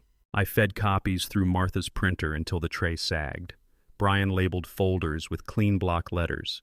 He handled the documents with respect as though they were living testimonies. Every time a page settled into the folder, I felt another piece of the ground firm beneath me. When the last of the tax receipts slid into place, Brian tapped the folder with the back of his pen. "With this, they can't sell without you." The words landed like a plank across a gap I'd been afraid to cross. I looked at him carefully. "You're certain?" He leaned back, folded his arms. "Certain enough that I'd take this in front of a judge tomorrow and not flinch. This payment history plus the bank certification plus the tax records, Sam, you are on the map whether they like it or not." Martha set another cup of coffee in front of me. I wrapped my hands around it and let the heat sink into my skin. Ruth's voice brushed the back of my mind. She used to say a house remembers the truth even if people try to paint over it. Maybe she was right. Maybe this was the house remembering me. As Brian leafed through another stack, a slip of paper slid free and caught my eye. It wasn't one of mine. The header was different. A credit account summary. Laura's name typed neatly, Ethan's name beside hers. My chest tightened as I read. A line of credit tied to the property on Maple Avenue. A sizable balance.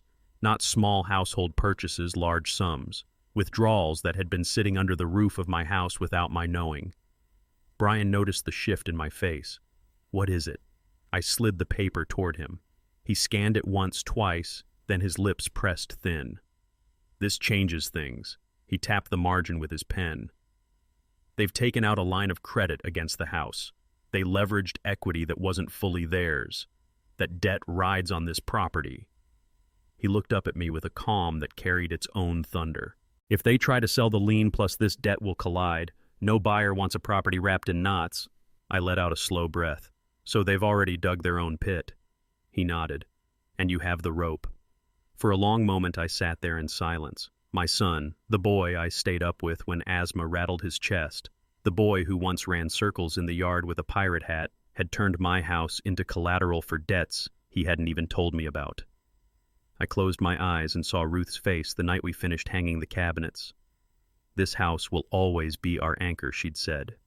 Now my own son had used that anchor to weigh me down. Brian broke the quiet. "This paper means your leverage just doubled.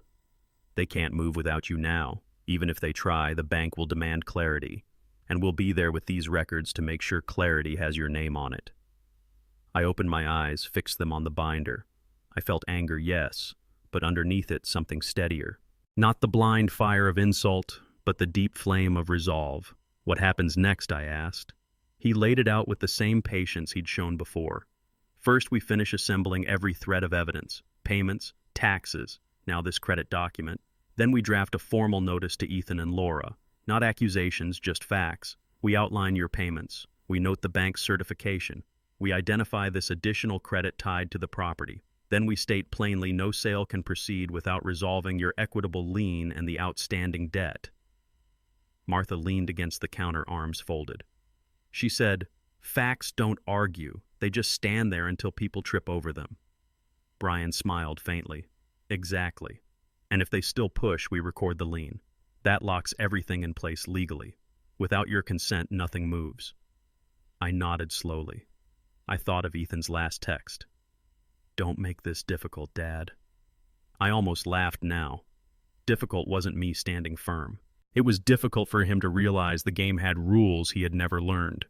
We spent the rest of the morning sorting, labeling, and copying. Every page went into a folder, every folder into a satchel. I moved carefully, steadily, the way I used to when laying floorboards. One wrong alignment and the whole thing shifted. But now each click of the printer, each stroke of Brian's pen was another board laid true. At one point, Martha came to stand behind me. She placed a hand on my shoulder. "Remember who you are, Sam. Not the man they shoved into a garage, not the man they tried to erase. You're the one who built the house, who kept it standing. Don't forget it." Her words settled into me deep and certain. I nodded once and kept stacking pages. By late afternoon, the table was covered with neat piles. Brian gathered them into his satchel and buckled the clasp. He stood stretched, then looked at me. "You're armed now. Don't underestimate what that means." The sun had dropped low, slanting golden light through Martha's window. Dust motes drifted like sparks above the papers. For a moment, the room looked like a workshop, not a kitchen. Plans laid out, tools ready, the quiet before the first nail. Brian checked his watch. "I'll file the notices first thing in the morning. Until then, keep everything here. Safe." He offered his hand. I stood and took it. His grip was steady, no flourish, no test. Just wait, meeting wait. "With this, they can't sell without you," he repeated. I held his gaze. "Then let's make sure they learn that lesson." When he left, Martha began clearing cups. The house settled into its evening rhythm. I carried the binder back to the spare room. The lamp on the desk cast a small circle of light. I laid the papers flat, smoothing the edges. I stacked them in order, closed the cover, and set my hand on top. The room went quiet except for the faint hum of the rain gutters outside. I thought of Ruth again. Her laughter in the kitchen, her hand brushing flour from her cheek, her voice telling me this house would always be our anchor. I whispered into the quiet. "It still is, Ruth. It still is." I reached forward and switched off the lamp. The room sank into soft shadow. The papers lay waiting, silent but heavy with promise. For the first time in months, I felt not erased, not burdened, but ready. Tomorrow would bring the next cut. Tonight, I let the quiet hold me. The phone rang so loud it startled me out of my chair. I had been sitting in Martha's spare room, binder open, notes laid out in careful rows, when the vibration rattled against the desk. The light through the curtains was barely morning, pale gray, still clinging to the sky. I thought for a moment about letting it ring, about watching the screen blink itself into silence, but the name flashing there didn't give me that choice. Ethan. My son's name glowing against glass. My son who had once fit inside my two hands. My son who now treated me as though I were an old piece of furniture pushed to the garage to make space for his plans. I let it ring 3 times.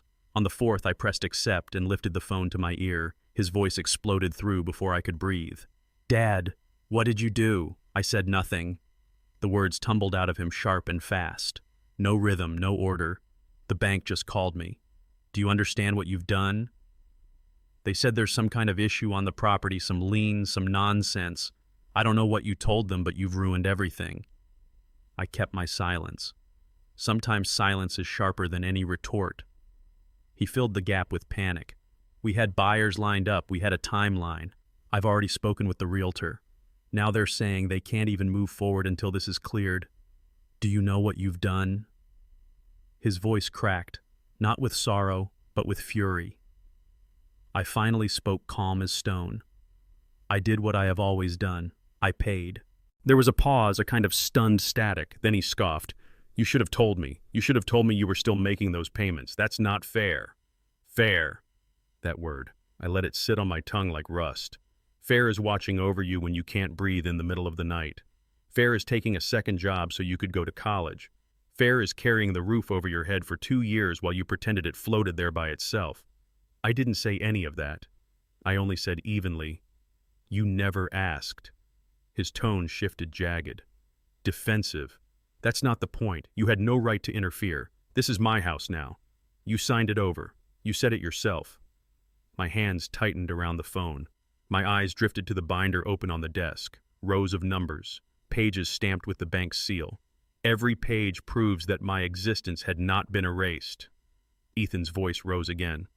"Laura is furious. She says you're trying to sabotage us. Do you want us to fail? Is that it? After everything we've done for you, you go behind our backs and pull this. Behind their backs." I almost laughed at the thought, as though secrecy had been my game, not theirs. I said softly, "Everything I've done was to keep that house standing." He snapped back instantly. "That house was never yours anyway." The words landed like a slap across the years. 35 years of sweat and paint and hammer swings. 35 years of birthdays and storms weathered and promises kept. 35 years erased in one sentence. My chest tightened. For a moment I thought I would break, but something steadier held me upright. I didn't raise my voice. I didn't argue. I only said flat final. "Then pay for it yourself." The line went dead quiet. I could hear his breathing quick and uneven. "Dad," I pressed the red circle. The call ended. The silence that followed was heavy, but it wasn't empty. It was full of every unspoken truth. Full of Ruth's laughter in unfinished rooms. Full of the oak tree Ethan once blessed with his small hands.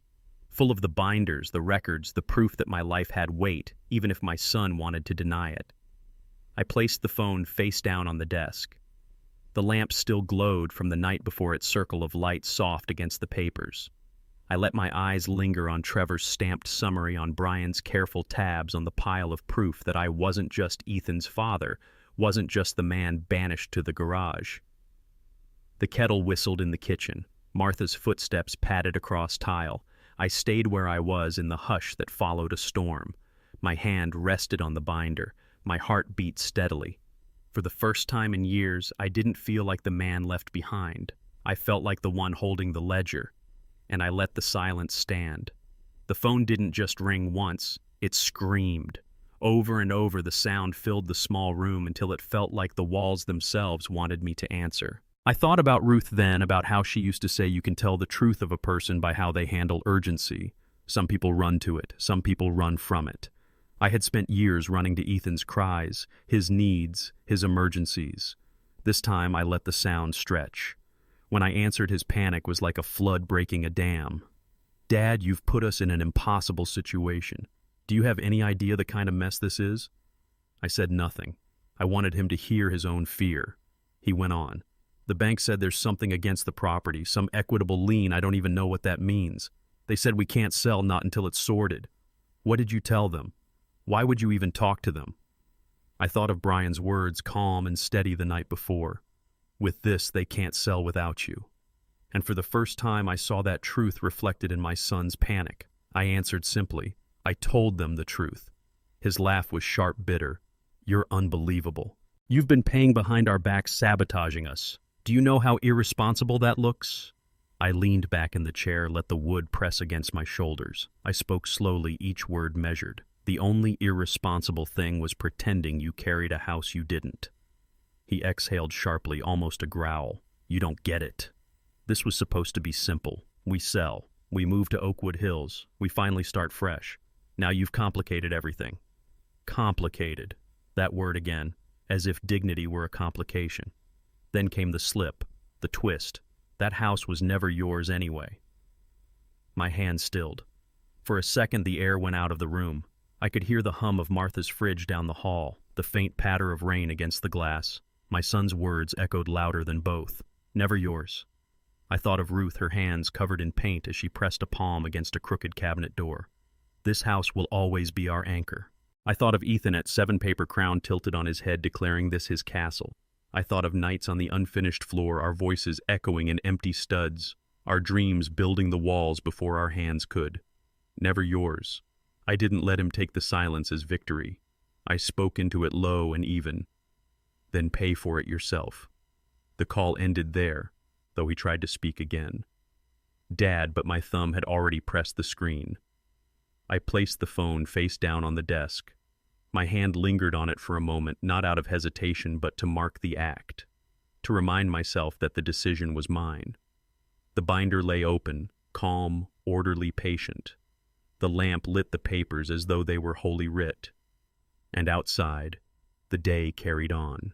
Birds in the yard, the smell of Martha's coffee, the storm of my son's panic had passed, and what remained was silence. Not the silence of absence, the silence of control. I leaned back, exhaled slowly, and let that silence settle around me like armor. For once I didn't fill it. I let it stand. I learned long ago that news moves differently on a quiet street. It does not knock. It drifts along hedges and slips through open windows with the smell of coffee. It gathers under porches and waits for the first dog walker to step outside. That morning it came to me on the breeze while I stood in Martha's yard watching the sparrows comb the fence line. I did not need to turn to know who carried it. Mrs. Carter called my name with the same soft urgency she uses when tomatoes are about to frost. I faced her and saw the look that meant this is not gossip yet, but will be by noon.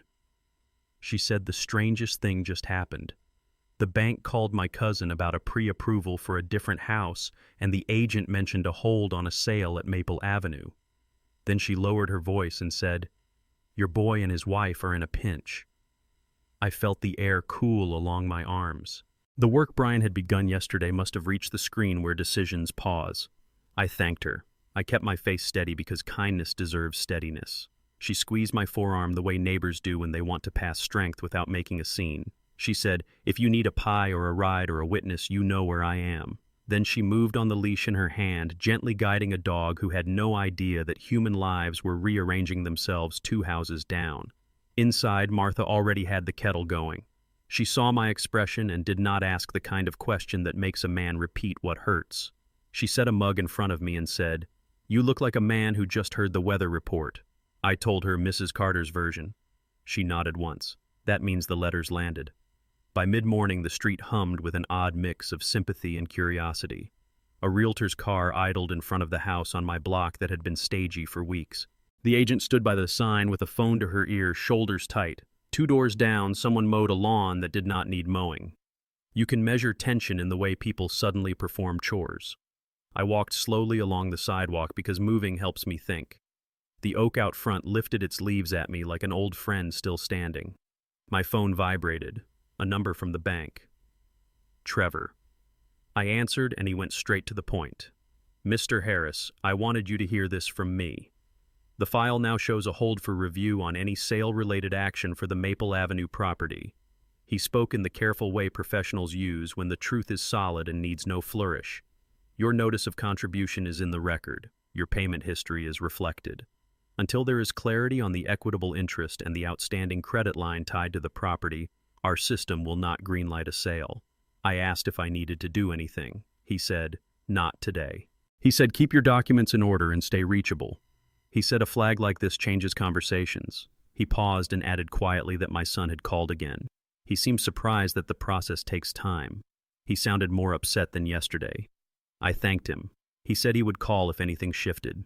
Before he hung up, he said the sentence that mattered most on days like this. "You are not invisible in this system anymore." The wind picked up around noon. Clouds hustled across the sky as if the weather itself had errands. I could feel the neighborhood leaning on its fences. Rumor is a quick runner, but it does respect what the paper says. People who would never choose sides in a family matter feel safer taking a bank's side because a bank is a kind of weather too. It moves above us and asks no one's permission. The first wave passed by early afternoon. You could feel it in the way lawnmowers stopped and car doors shut and the street exhaled. That was when the second wave started. Word from the hardware store. Jim came home with a bag of screws and a look that said he had taken in more than he had paid for. He stood in the kitchen and set the bag down and blew out a breath. He said the young men at the counter were talking about a contractor canceling a job on Maple Avenue, staging and minor repairs for a sale. They said the firm backed out because the payment terms felt risky after a credit check flagged the file. Jim shook his head once.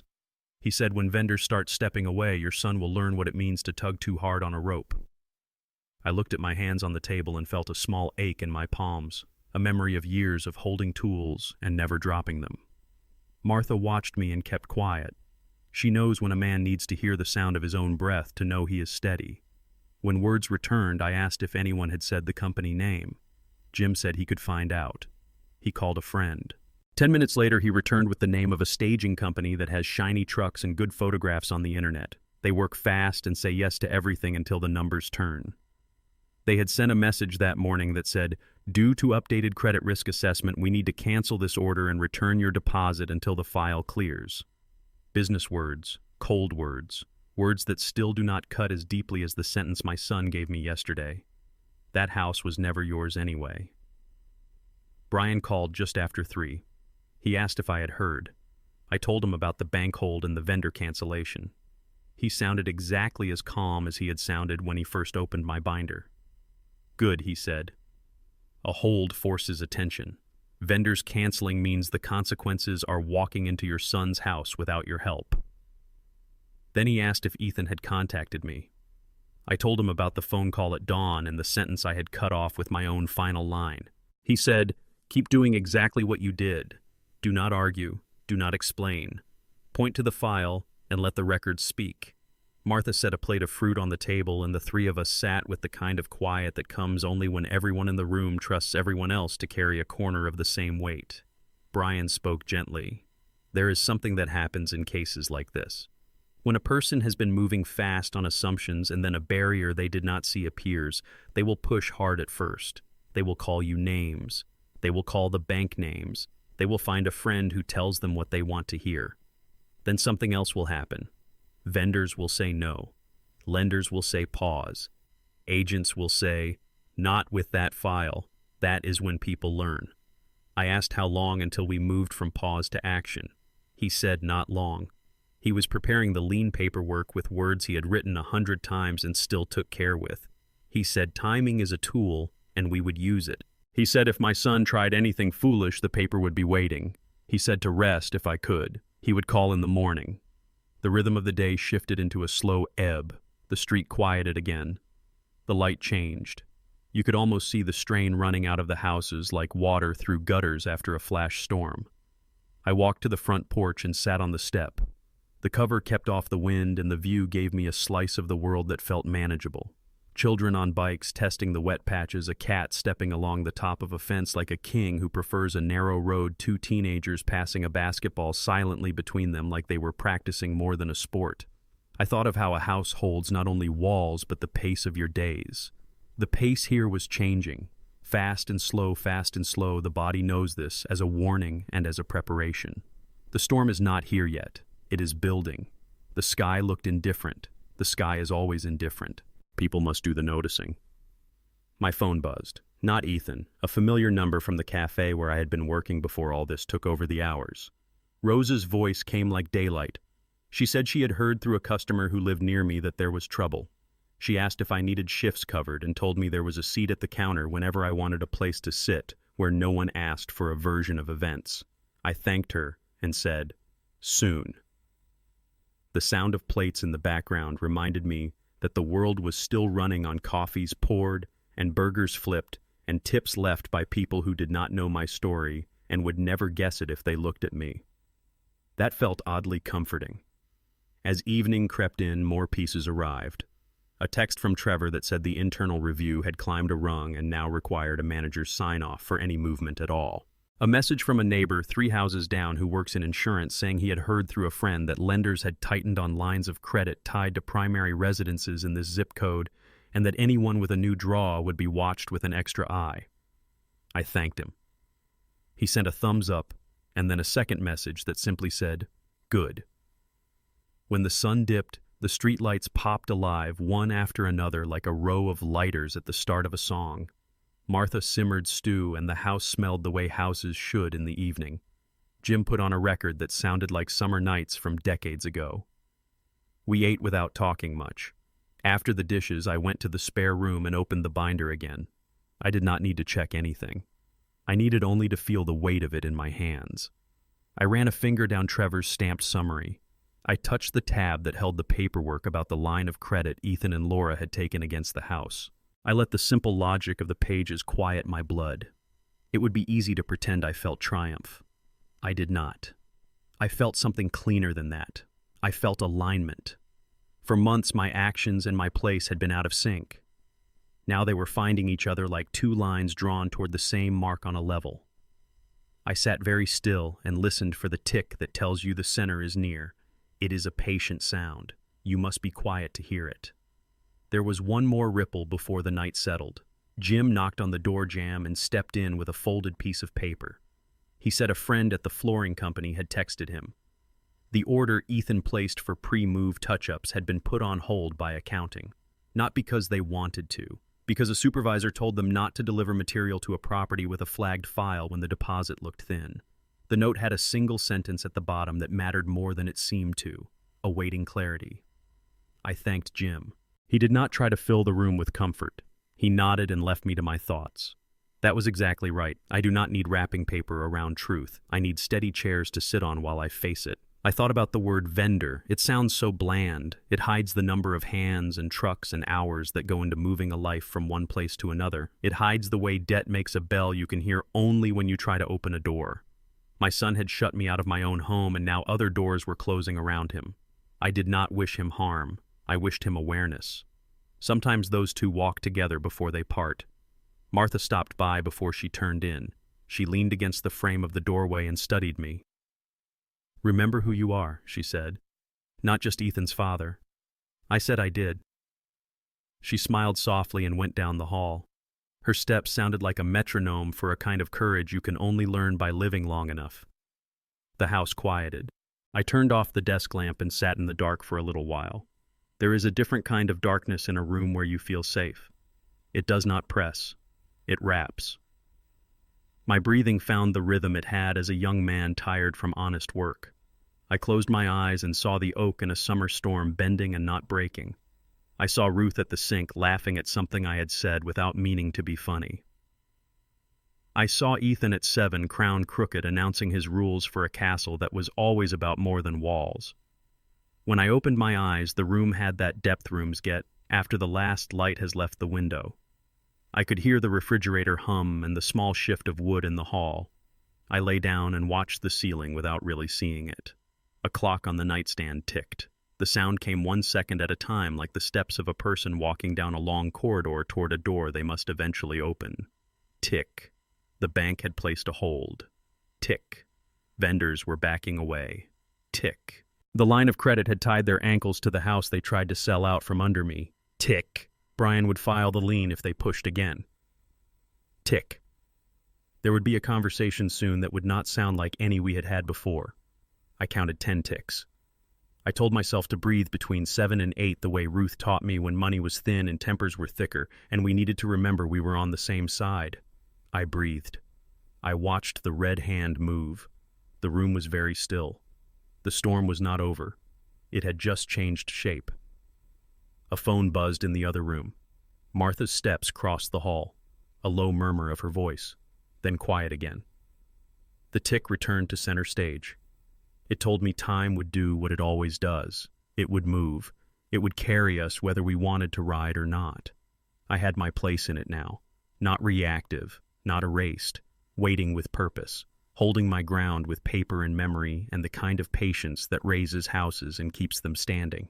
I thought of Ethan somewhere across town, pacing, calling, hearing no from people who usually say yes, learning that momentum has edges. Perhaps he would stop long enough to think. Perhaps he would not. Either way, the clock would carry both of us to a morning where words would have to be chosen more carefully than he had chosen them with me. Tick. I turned onto my side. The pillow held the shape of my head like it had known it would. The binder rested shut on the desk patient. Rain began again, a light tapping against the glass, more rhythm than threat. I did not reach for the phone. I did not rehearse speeches. I let the clock speak for the room. I let its patient counting do the work a heart should not have to do alone. Tick. I closed my eyes and let sleep come the way honest sleep returns after too long away. Not like a thief, like a friend who has found the right house at last. I heard the car before I heard the knock. tires hissed along wet pavement and then cut sharply against the curb in front of Martha's porch. A door slammed too hard. The house flinched. I was at the kitchen table with the binder closed and my hands around a warm mug when Martha looked up at me. She did not ask if I wanted her to answer it. She stood and moved through the hallway with the steady steps of a person who knows the shape of a moment before it arrives. The knock came as 3 quick blows and a pause, and then one more, the old rhythm of our door from years ago when Ethan still came in like he owned the place. I took a breath and set the mug down. The rain outside had lost its patience. It swept across the street in short gusts as if the weather had grown tired of holding back. Martha opened the door. They stood there, rain-slicked and thin around the eyes. Ethan looked as if sleep had been something other people did. His jaw was dark with a shave too late, and his suit was not elastic enough for this kind of day. Laura's mascara had surrendered. She held herself like a person who knew how to make pain look composed, but did not have the energy to do it, and so the truth leaked through. Behind them, the street lay gray and glossy, an old world under a new water. Martha said, "Come in." Her voice was polite. It was not warm. They stepped over the threshold. Laura's eyes flicked to the kitchen, measured, then landed on the binder. Ethan's gaze stuck to me like a hook. He started speaking before Martha had closed the door. "Dad, we need to talk now." I nodded once. Martha moved to the sideboard and gave the illusion of tending to cups. Jim stood in the archway and did not cross the line into the room. He is good at listening without being a wall. Ethan said the bank, the file, the hold. He was stringing nouns together like they would become a rope he could climb. Then 5 words tumbled out that bent the air in the room. Oakwood Hills is going to cancel. The name hung there. They had not said it to my face until now. Oakwood Hills, their dream house, their fresh start.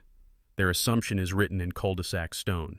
Laura stepped in front of him as if she needed to show me a different angle. She said, "We have a contract, new construction, deposit down, move-in date set. The builder has a list of 3 families deep for our plan. If we miss our finance deadline, they will take the penalty, keep the lot, and we will lose everything." She said everything with a neat, even tone that nearly hid the edge. Nearly. Ethan added words faster, filling the seams. "We need you to lift this lien or whatever you told them it was. We need you to sign whatever they want so we can close on Oakwood Hills. It is just temporary. 30 days at most. You can put it back after. Or we can figure something out. Just do not blow this for us, Dad." Martha set a cup down a little too firmly, and the porcelain answered her instead of me. I kept my eyes on my son. His mouth worked ahead of his common sense, and that had been true since the first day he learned the power of urgent words. I asked him quietly, "What exactly do you think I did?" He faltered for a fraction, then recovered. "You went to the bank. You told them you paid. That is not the point. The point is, you are making this impossible by turning this into a legal knot. We had this set. The buyer for Maple was on board, the agent was ready, the builder approved us. Then you and your paperwork and your old man pride dropped right in the middle." Laura touched his arm, steadying him for her pitch. "Mr. Harris," she said, "money has been tight. We had to leverage the house to bridge the timing." She slid her words across the floor like something she valued and hoped I would not notice the scuff marks. "The line of credit was the only way. We covered the deposit and the upgrades. This is how you move forward today. We are not irresponsible people. We simply need you to help us keep momentum." I felt Brian's sentence sit at the back of my mind like a level on a shelf. "With this, they cannot sell without you." I answered Laura without moving anything on my face. "You leveraged a house you did not pay for." Her eyes flashed. "That is not fair." There it was again. Fair. She used it like a mirror, hoping I would look and see her reflection. I did not. Ethan leaned over the table. His hands were flat as if pressing down on a memory. He said, "The builder is threatening to cancel. We lose the deposit. We lost the house. Our credit takes a hit. We have a baby." He stopped, realized he had reached for a card, and revealed his hand too late, then plunged on. "Emma asks about you. We told her you were resting. Do not do this to her. Do not do this to us." Martha inhaled sharply, the first sound she had let loose since they stepped in. It sounded like what it was. disbelief at the use of a child to pry. I looked at my son and felt the first tremor of rage slide through my ribs and fade before it found my mouth. Ruth had taught me to let the heat cool inside before it burned something I needed later. I spoke slowly. You have a contract for a house you cannot afford without selling the house I paid for. You took money against a roof you did not hold up. You are here to ask me to make all that true and clean for you on paper. Then when your signature's dry, you will put me back in the garage and call me a burden until the next time you need my name on something. Ethan's jaw worked. He said, no, that's not. He said, you always think the worst.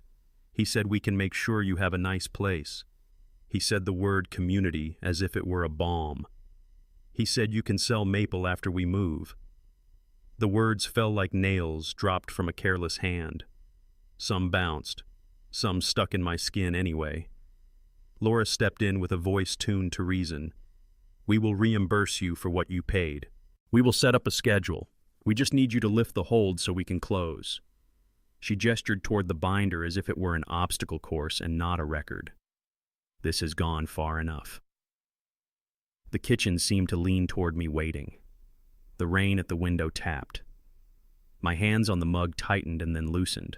I could feel Ruth's palm against my back from some other year steadying me in some other storm. Ethan opened his mouth again. He took a breath and hurled the last stone he had.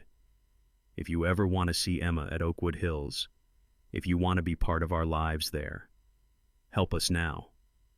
Martha's head lifted. Jim straightened in the doorway. He did not step forward.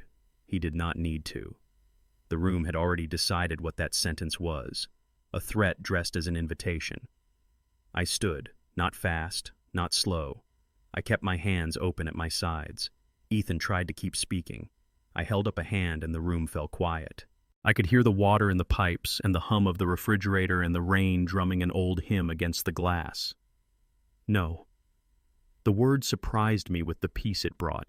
It felt like a board cut to the exact length after 3 careful measurements. It fit. It held. It made the structure true. Ethan blinked. No what? No to lifting the hold. No to clearing your mistakes so you can run faster toward another one. No to being used. No to forgetting who I am. He stared at me as if I had spoken the wrong language. He looked at Martha as if she could translate me back into the man who used to say yes. She did not. Laura pressed her lips together until the red went white. Ethan changed tactics. His voice was pitched low and plaintive. Please, Dad, just this once. We are in over our heads. We have obligations. People think I cannot deliver. This is going to break us. You are my father. He swallowed, and I watched shame move in his throat like a thing trying to find a home. Laura's tone softened to a practiced mercy. Mr. Harris, we are asking for your help to keep our family safe. The house in Oakwood Hills is near Emma's school. The neighborhood is exactly what we wanted for her. We can walk to the park. We can finally host holidays. Help us, and we will make sure you are comfortable. You will always have a place there. She said place like a careful assignment, the way some people say corner and try to make it sound generous. I let them speak until the silence came back around. I did not fill it quickly. When the room was ready for another sentence, I gave it one that had waited years to be believed. If you want the house at Oakwood Hills, keep it without my money, without my name, without my history. Find a way. If you cannot, then you cannot. This is not mine to fix. Ethan flushed and then went gray. He ran a hand through his hair and left a road there. He said, "Do you want us to lose the deposit? Do you want our credit destroyed? Do you want me to be the man who failed his family?" I said the only failure here would be me teaching you again that you can take and call it love. If you want to keep anything worth having, you will have to pay for it yourself. He exhaled a sound that did not become words. He looked at Laura. She swallowed the rest of her appeal and switched to blame because it is easier to hold. She said you are being cruel. She said you are punishing us. She said you are letting bitterness tell you this is justice. I met her eyes. I said I am letting the truth do its work. The paper is not bitter. It is accurate. The room held still as if it had reached the bottom of a breath and was deciding whether to rise. Ethan straightened his cuffs and failed at it twice. He said, "Fine. We will remember this." He said, "Do not call us when you need help. He said, "You chose a pile of wood over your family." The words were lines I had heard in different clothing in other rooms.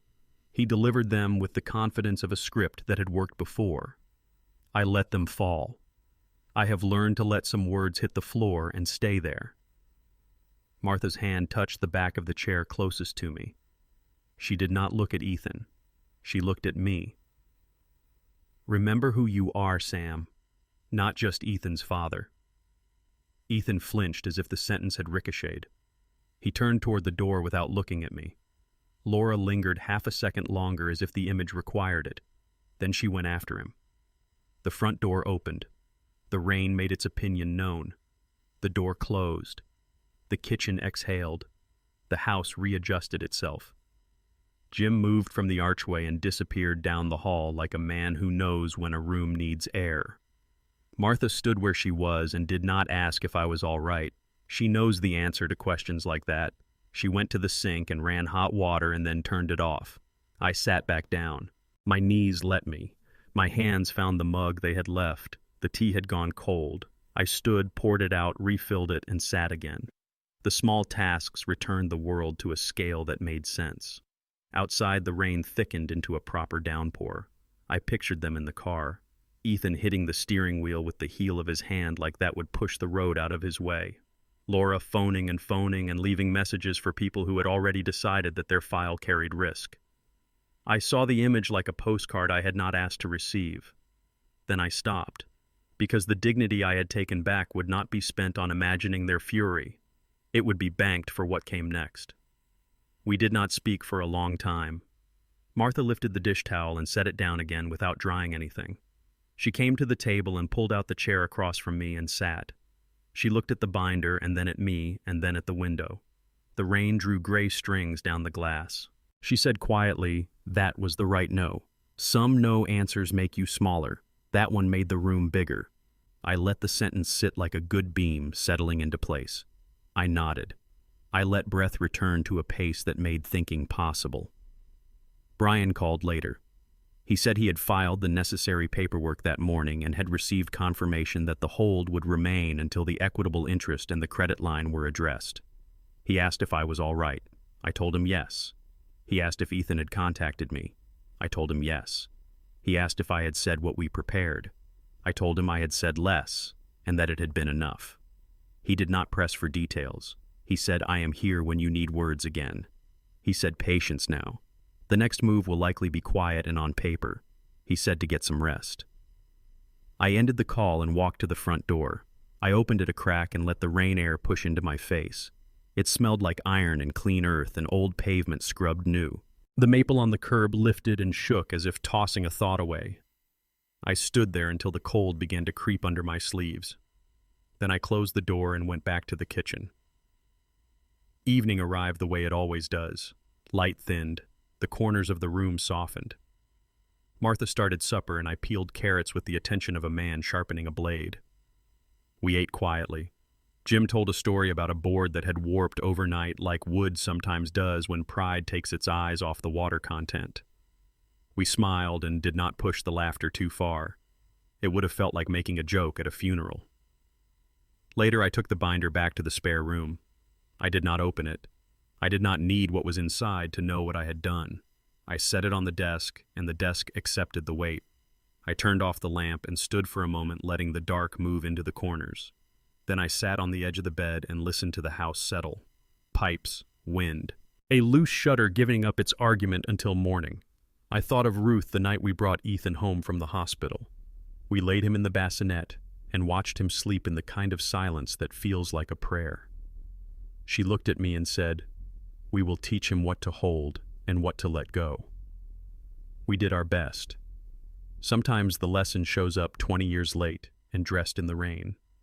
The front steps tapped with the rhythm of water running off. Somewhere down the block, a car door shut.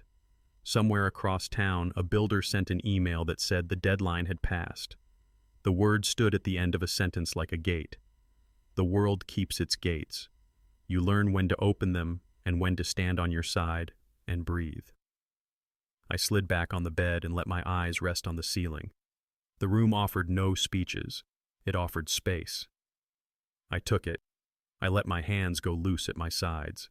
For the first time since I stood on my own sidewalk and read a note taped to a suitcase, I felt the quiet enter without apology. They had left in the rain. I sat in the silence they left behind. I did not chase their car down the street with hope or regret. I did not rehearse what I could have said differently. The no I had given was the whole truth, and I had given it without breaking anything that mattered. I closed my eyes. The rain turned soft, a patient drum. The house held, the anchor held, and I let the night take me one breath at a time into whatever morning comes after a man finally refuses to disappear. The elevator stopped with a soft lurch that I felt in the knees more than in the ears. The doors parted, and the hallway breathed paper and disinfectant, and the faint aftersmell of coffee that had been kept warm too long. Brian's office sat halfway down glass door, a simple plaque, and no pretense. I stood there a second with the binder in my hand and let the quiet measure me. My reflection in the glass looked steady enough to walk through. The receptionist looked up, recognized me, and did not ask for a name. She had that small nod people give when they have learned your face from a file. She said, "He is ready for you." Her voice was even. I followed the line of carpet to the open doorway, and Brian stood to meet me. He wore the same calm he had worn at the kitchen table. Shirt sleeves rolled, no show in the handshake. The desk was set for business. 4 copies of everything. Yellow tabs are like small flags. A legal pad with a list that had been rewritten cleanly enough times to be a signpost. This is the day, he said, not as an announcement and not as a celebration. Just a fact you can square your shoulders to. I set the binder on the table. My palm rested on it out of habit, and then because it felt right. Brian slid a folder toward me. Summary of terms, as we discussed. One path or the other. He did not need to explain again. We had walked the language until it felt like flooring you could trust your weight to. Either they reimburse every payment I had made since the transfer, assume the mortgage in their own names, close the line of credit they had drawn without telling me, and record a written agreement acknowledging that no sale could proceed in the next 5 years without my consent. Or they transfer the house to me outright by quitclaim. I assume the mortgage, my equitable lien, is released upon recording, and the line of credit they opened is theirs alone to close and pay. I had circled the second path with a pencil 2 nights ago. Today was about writing through the circle with ink. Martha sat in the corner just inside the door. She had insisted on coming, and Brian had not argued. Her hands folded now in her lap in that way that looks like prayer without being performative. She caught my eye. "Remember who you are." Her mouth did not say it. Her face did. There was a knock on the frame, and then my son was in the doorway with Laura at his shoulder. Their faces wore the same fatigue from my kitchen, only more practiced around the edges, as if they had been rehearsing acceptable expressions on the drive. Ethan's tie sat a fraction off center. Laura's folder bulged with papers that wanted to look official. Brian stood again. He laid the tone across the room like a level on a shelf. "Thank you for coming. Let us keep this efficient. The goal is clarity and signatures." He gestured to the chairs. They sat. No one shuffled. The air had the thickness that meetings get when everyone knows the decision is already made and only the words have to catch up. Ethan began before Brian could. "Dad, we have been talking." The voice was lower than yesterday and tried to wear reason. "We are willing to make concessions." He glanced at Laura. She nodded with professional mercy. "We can reimburse a portion and create a timeline for the rest. We can pause the sale for 60 days. We can include you in communications. What we cannot do is give up the house after everything we have put into it. That would be unfair." There it was again. The word that keeps trying to sell you a mirror. I let it pass me on the left. Brian did not react. He slid the first packet forward. "Version 1, he said.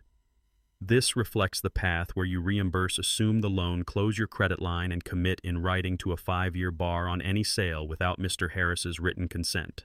He placed a second packet beside it. "Version 2. You convey title by quitclaim. Mr. Harris assumes the mortgage. The equitable lien is withdrawn upon recording. Your credit line remains your obligation and will be closed by you within 30 days. Laura reached for the first packet, her lip tucked in for a second as she read. Ethan's fingers tapped once on his knee, then twice. He looked at me. "Dad, we can do the first one. We can make it work if you give us time." He inhaled sharply. We will list next year instead of this summer. We will get out from under this and still make Oakwood Hills happen. You do not have to do the drastic thing." I kept my palms on the binder so he did not see them curl. He would have read that as an invitation. I had learned this the hard way. I let Brian carry the next beat. "The line of credit," he said. "Your bank will know it exists even if we did not. Any buyer with reasonable counsel will see the draw against the property. Your internal risk profile has already cost you vendors. It will cost you approvals. We have confirmation." He put a page on the table and did not push it nearer. He did not need to. The logo at the top carried enough authority across the wood. Laura tried to smile, but it came off as exercise. "We can restructure. We have a plan with a financial advisor." She used the word plan like someone setting a glass down on a table they did not build. It might hold. It might not. Brian tapped the second packet with the back of his pen. "The clean outcome is here." I could hear Ruth's voice teaching me to cut on the waste side of the line. He said Mr. Harris is prepared to assume the primary mortgage. That is already in motion. Your line of credit is not part of this property's future. You will close it and bear it. The quitclaim transfers title. The equitable lien is released. The bank hold will resolve. Your credit will take the hit it needs to take for what you chose. Oakwood Hills will not happen. But this house will stop being a battlefield. There is a moment in some meetings when a person realizes the story they have been reciting no longer sounds like the truth in the open air. The room makes that realization for them.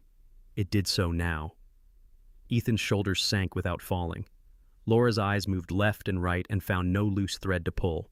He tried one more argument, the kind that used to soft land in me and plant itself. "We are your family. Do not turn that into paper." He swallowed. "Dad, please. I am asking you for help. I wanted to answer and I wanted to wait. I chose to wait. I made space for the next thing he could not keep down." He looked at the legal pad, then at his hands, then at me. The careful cast on his face cracked. His voice fell an octave. "I am scared." Laura's head turned. She was not ready for that word in this room. Not from him. He pushed every syllable out like it weighed more than it should.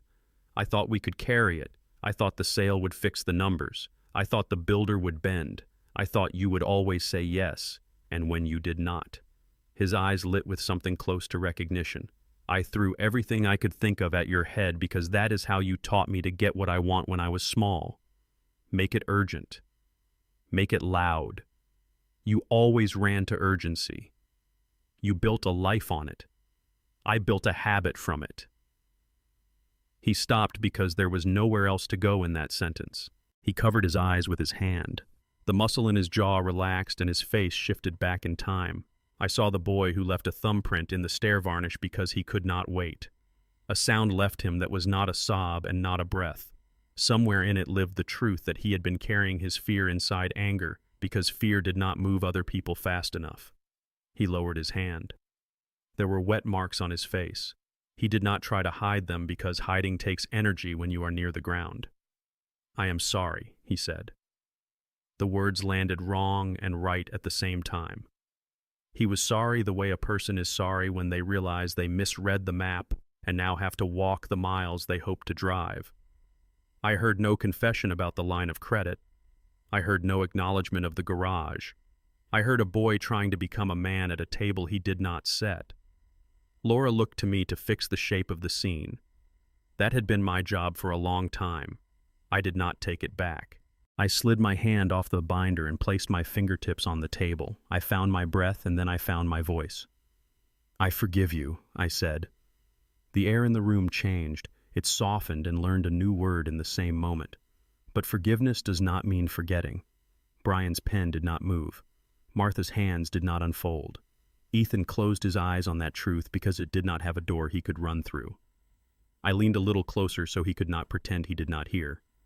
"I am not going to hold your worst day over your head each time you try to stand up. That is forgiveness. But I am not going to pretend your worst day did not exist so you can keep using me as if mine never did. That is forgetting. That will not happen." My voice went quiet at the end. The quiet did more than volume. Brian looked at Ethan and Laura and did what lawyers do when the moment has arrived. "Choose," he said. Laura reached for the first packet by reflex. Ethan put a hand on her wrist. For a small second, they were a picture of a couple who had not yet decided whether to learn the hard lesson together or alone. He lifted his hand. She set down the packet that would have kept them in control and picked up the other. The pages made that soft slap sound when paper admits a truth. He signed where Brian had highlighted. Brian watched the pen to make sure the signature carried weight all the way through and did not trail off at the end the way people do when they are agreeing to something with only half their heart. Laura signed. Her hand was steady. She had practice. Brian notarized. He stamped. He slid my signature line forward. I signed. The room did not change in any visible way, and yet something moved in the walls. The roof above us learned the new math. The house at Maple Avenue was leaving one ledger and entering another. Brian stacked the pages, pressed them even against the table, and tied the bundle with a flat ribbon of paper that said filing. He looked at me and then at Ethan. I have arranged with the bank to process the assumption this afternoon.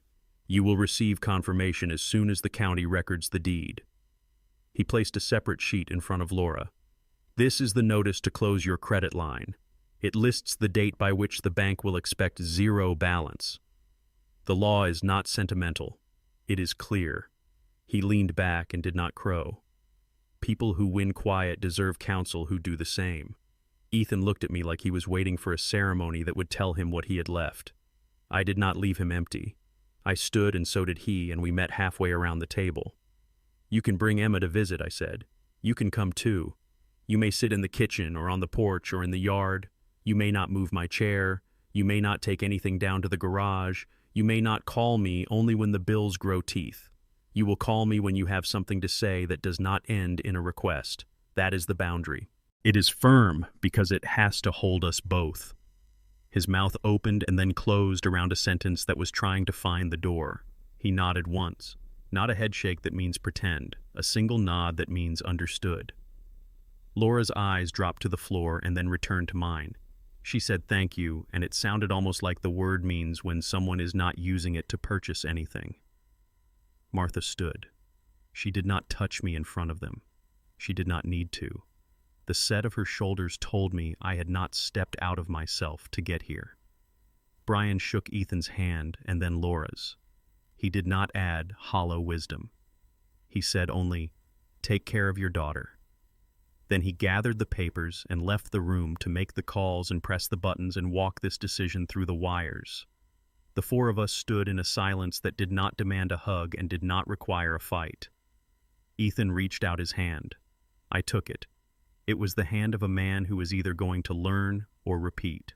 I do not know which yet. I held it long enough to say with skin what words cannot do reliably. They left first. The door clicked. Their steps faded down the hall. A moment later, the elevator bell chimed, and then the building forgot their weight. Martha exhaled in a way the walls seemed to appreciate. She came and stood beside me. Her voice was low. That sound you hear is the anchor dropping into a place it remembers. I let the image settle. She took my arm. "Let us go home," she said. We stepped out into a day that had been rinsed clean of yesterday's rain. The sky had the taut blue you get after a storm has wrung itself out. The air smelled like iron and sunlight and pavement deciding to be dry again. We did not talk in the car. We let the ride bridge the rooms the day had asked us to occupy. The house on Maple Avenue greeted me with the exact set of sounds I have known for 35 years. The gutter tick. The loose board by the third step. The sigh the front door gives when you close it with respect and not with force. The rooms were emptier than they had been during the worst of this. Cleaner, too. I could see air where stacks of boxes had tried to squat. I stood in the living room and looked at the mantel. There are marks where other frames had sat. Dust lines like faint outlines of a map someone had nearly erased. I set the binder on the coffee table and felt no need to open it or show it to the house like a trophy. Paper has done its part. Wood would do the rest. I went down the hall to the closet where I had stored the small box that holds the things you do not lose even when someone insists you should. I carried it back to the living room and set it on the rug. My hands knew the lid well. Inside were few items. A matchbook from a summer we got lost on purpose, a trowel with dried mortar in a curve under the handle, and the photograph I had kept moving from place to place like a compass, Ruth in the kitchen. Flower on her cheek, her hand mid-air about to push a strand of hair behind her ear and say something she would punctuate with a laugh, light pooling in the sink, that smile that starts the room moving toward the direction that feels right. I stood for a long time with the frame in my hands. The house did not rush me. The street did not ask me to tell the story again. The air had the temperature of a thing finally returned. I walked to the mantel. I set the photograph at the center. The tilt was wrong by a hair. I corrected it. I stepped back. The room learned the new balance and liked it. I could feel that. My palm found the top of the frame and rested there a moment the way you might rest your hand on a shoulder that has come through surgery. The light through the bay window slid down a degree slowly the way afternoon light does when it is taking its time saying goodbye. Dust moved like slow snow. The oak outside lifted and let go and lifted again. I moved through the house and touched certain places. The thumbprint in the varnish on the third step. The nick on the table from a plate dropped at a Thanksgiving none of us could fix with glue. The hallway that remembers a sprint from the bathroom to the bedroom when water had gone cold and laughter had made it all right. The kitchen where the yellow shade used to hang. I will find that fabric again, or something like it that lets the morning come as if it belongs. I returned to the living room, the door still open to the hallway, the photograph steadier than my breath. I stood in the center of the room and turned in a slow circle and found that every object that remained knew its place now. What had been chaos had shifted to a plan that did not need shouting. I went to the door. I rested my palm against it the way I had against the garage door on the first night of all this. The wood was warmer now. The vibration under my hand was not storm. It was the hum a house makes when it recognizes you. I pulled the door toward me. The hinges gave that small old sound that I will oil next week. The latch met the strike plate and fit the way a decision fits when you have measured it enough times. The light in the room narrowed as the door moved. The floor learned a new rectangle of shadow. The photograph received the last slice of afternoon and held it without begging for more. I let the weight of the door rest on the latch. Justice served, dignity intact. I did not say it aloud. The room did not need the sound. The air knew. My spine knew. The anchor held and the tide had finally gone out. I stood there until the light thinned into a color Ruth loved. Then I let the day close with the door. The faint click traveled into the frame of the house and settled itself. I stood with my hand still on the wood eyes on the photograph and did the simplest next thing a man can do after a long fight done right. I breathed. Thank you for joining me on this journey. If you enjoyed this story, please like this video, subscribe to the channel, and share your thoughts in the comments. To listen to the next story, click on the playlist now showing on screen.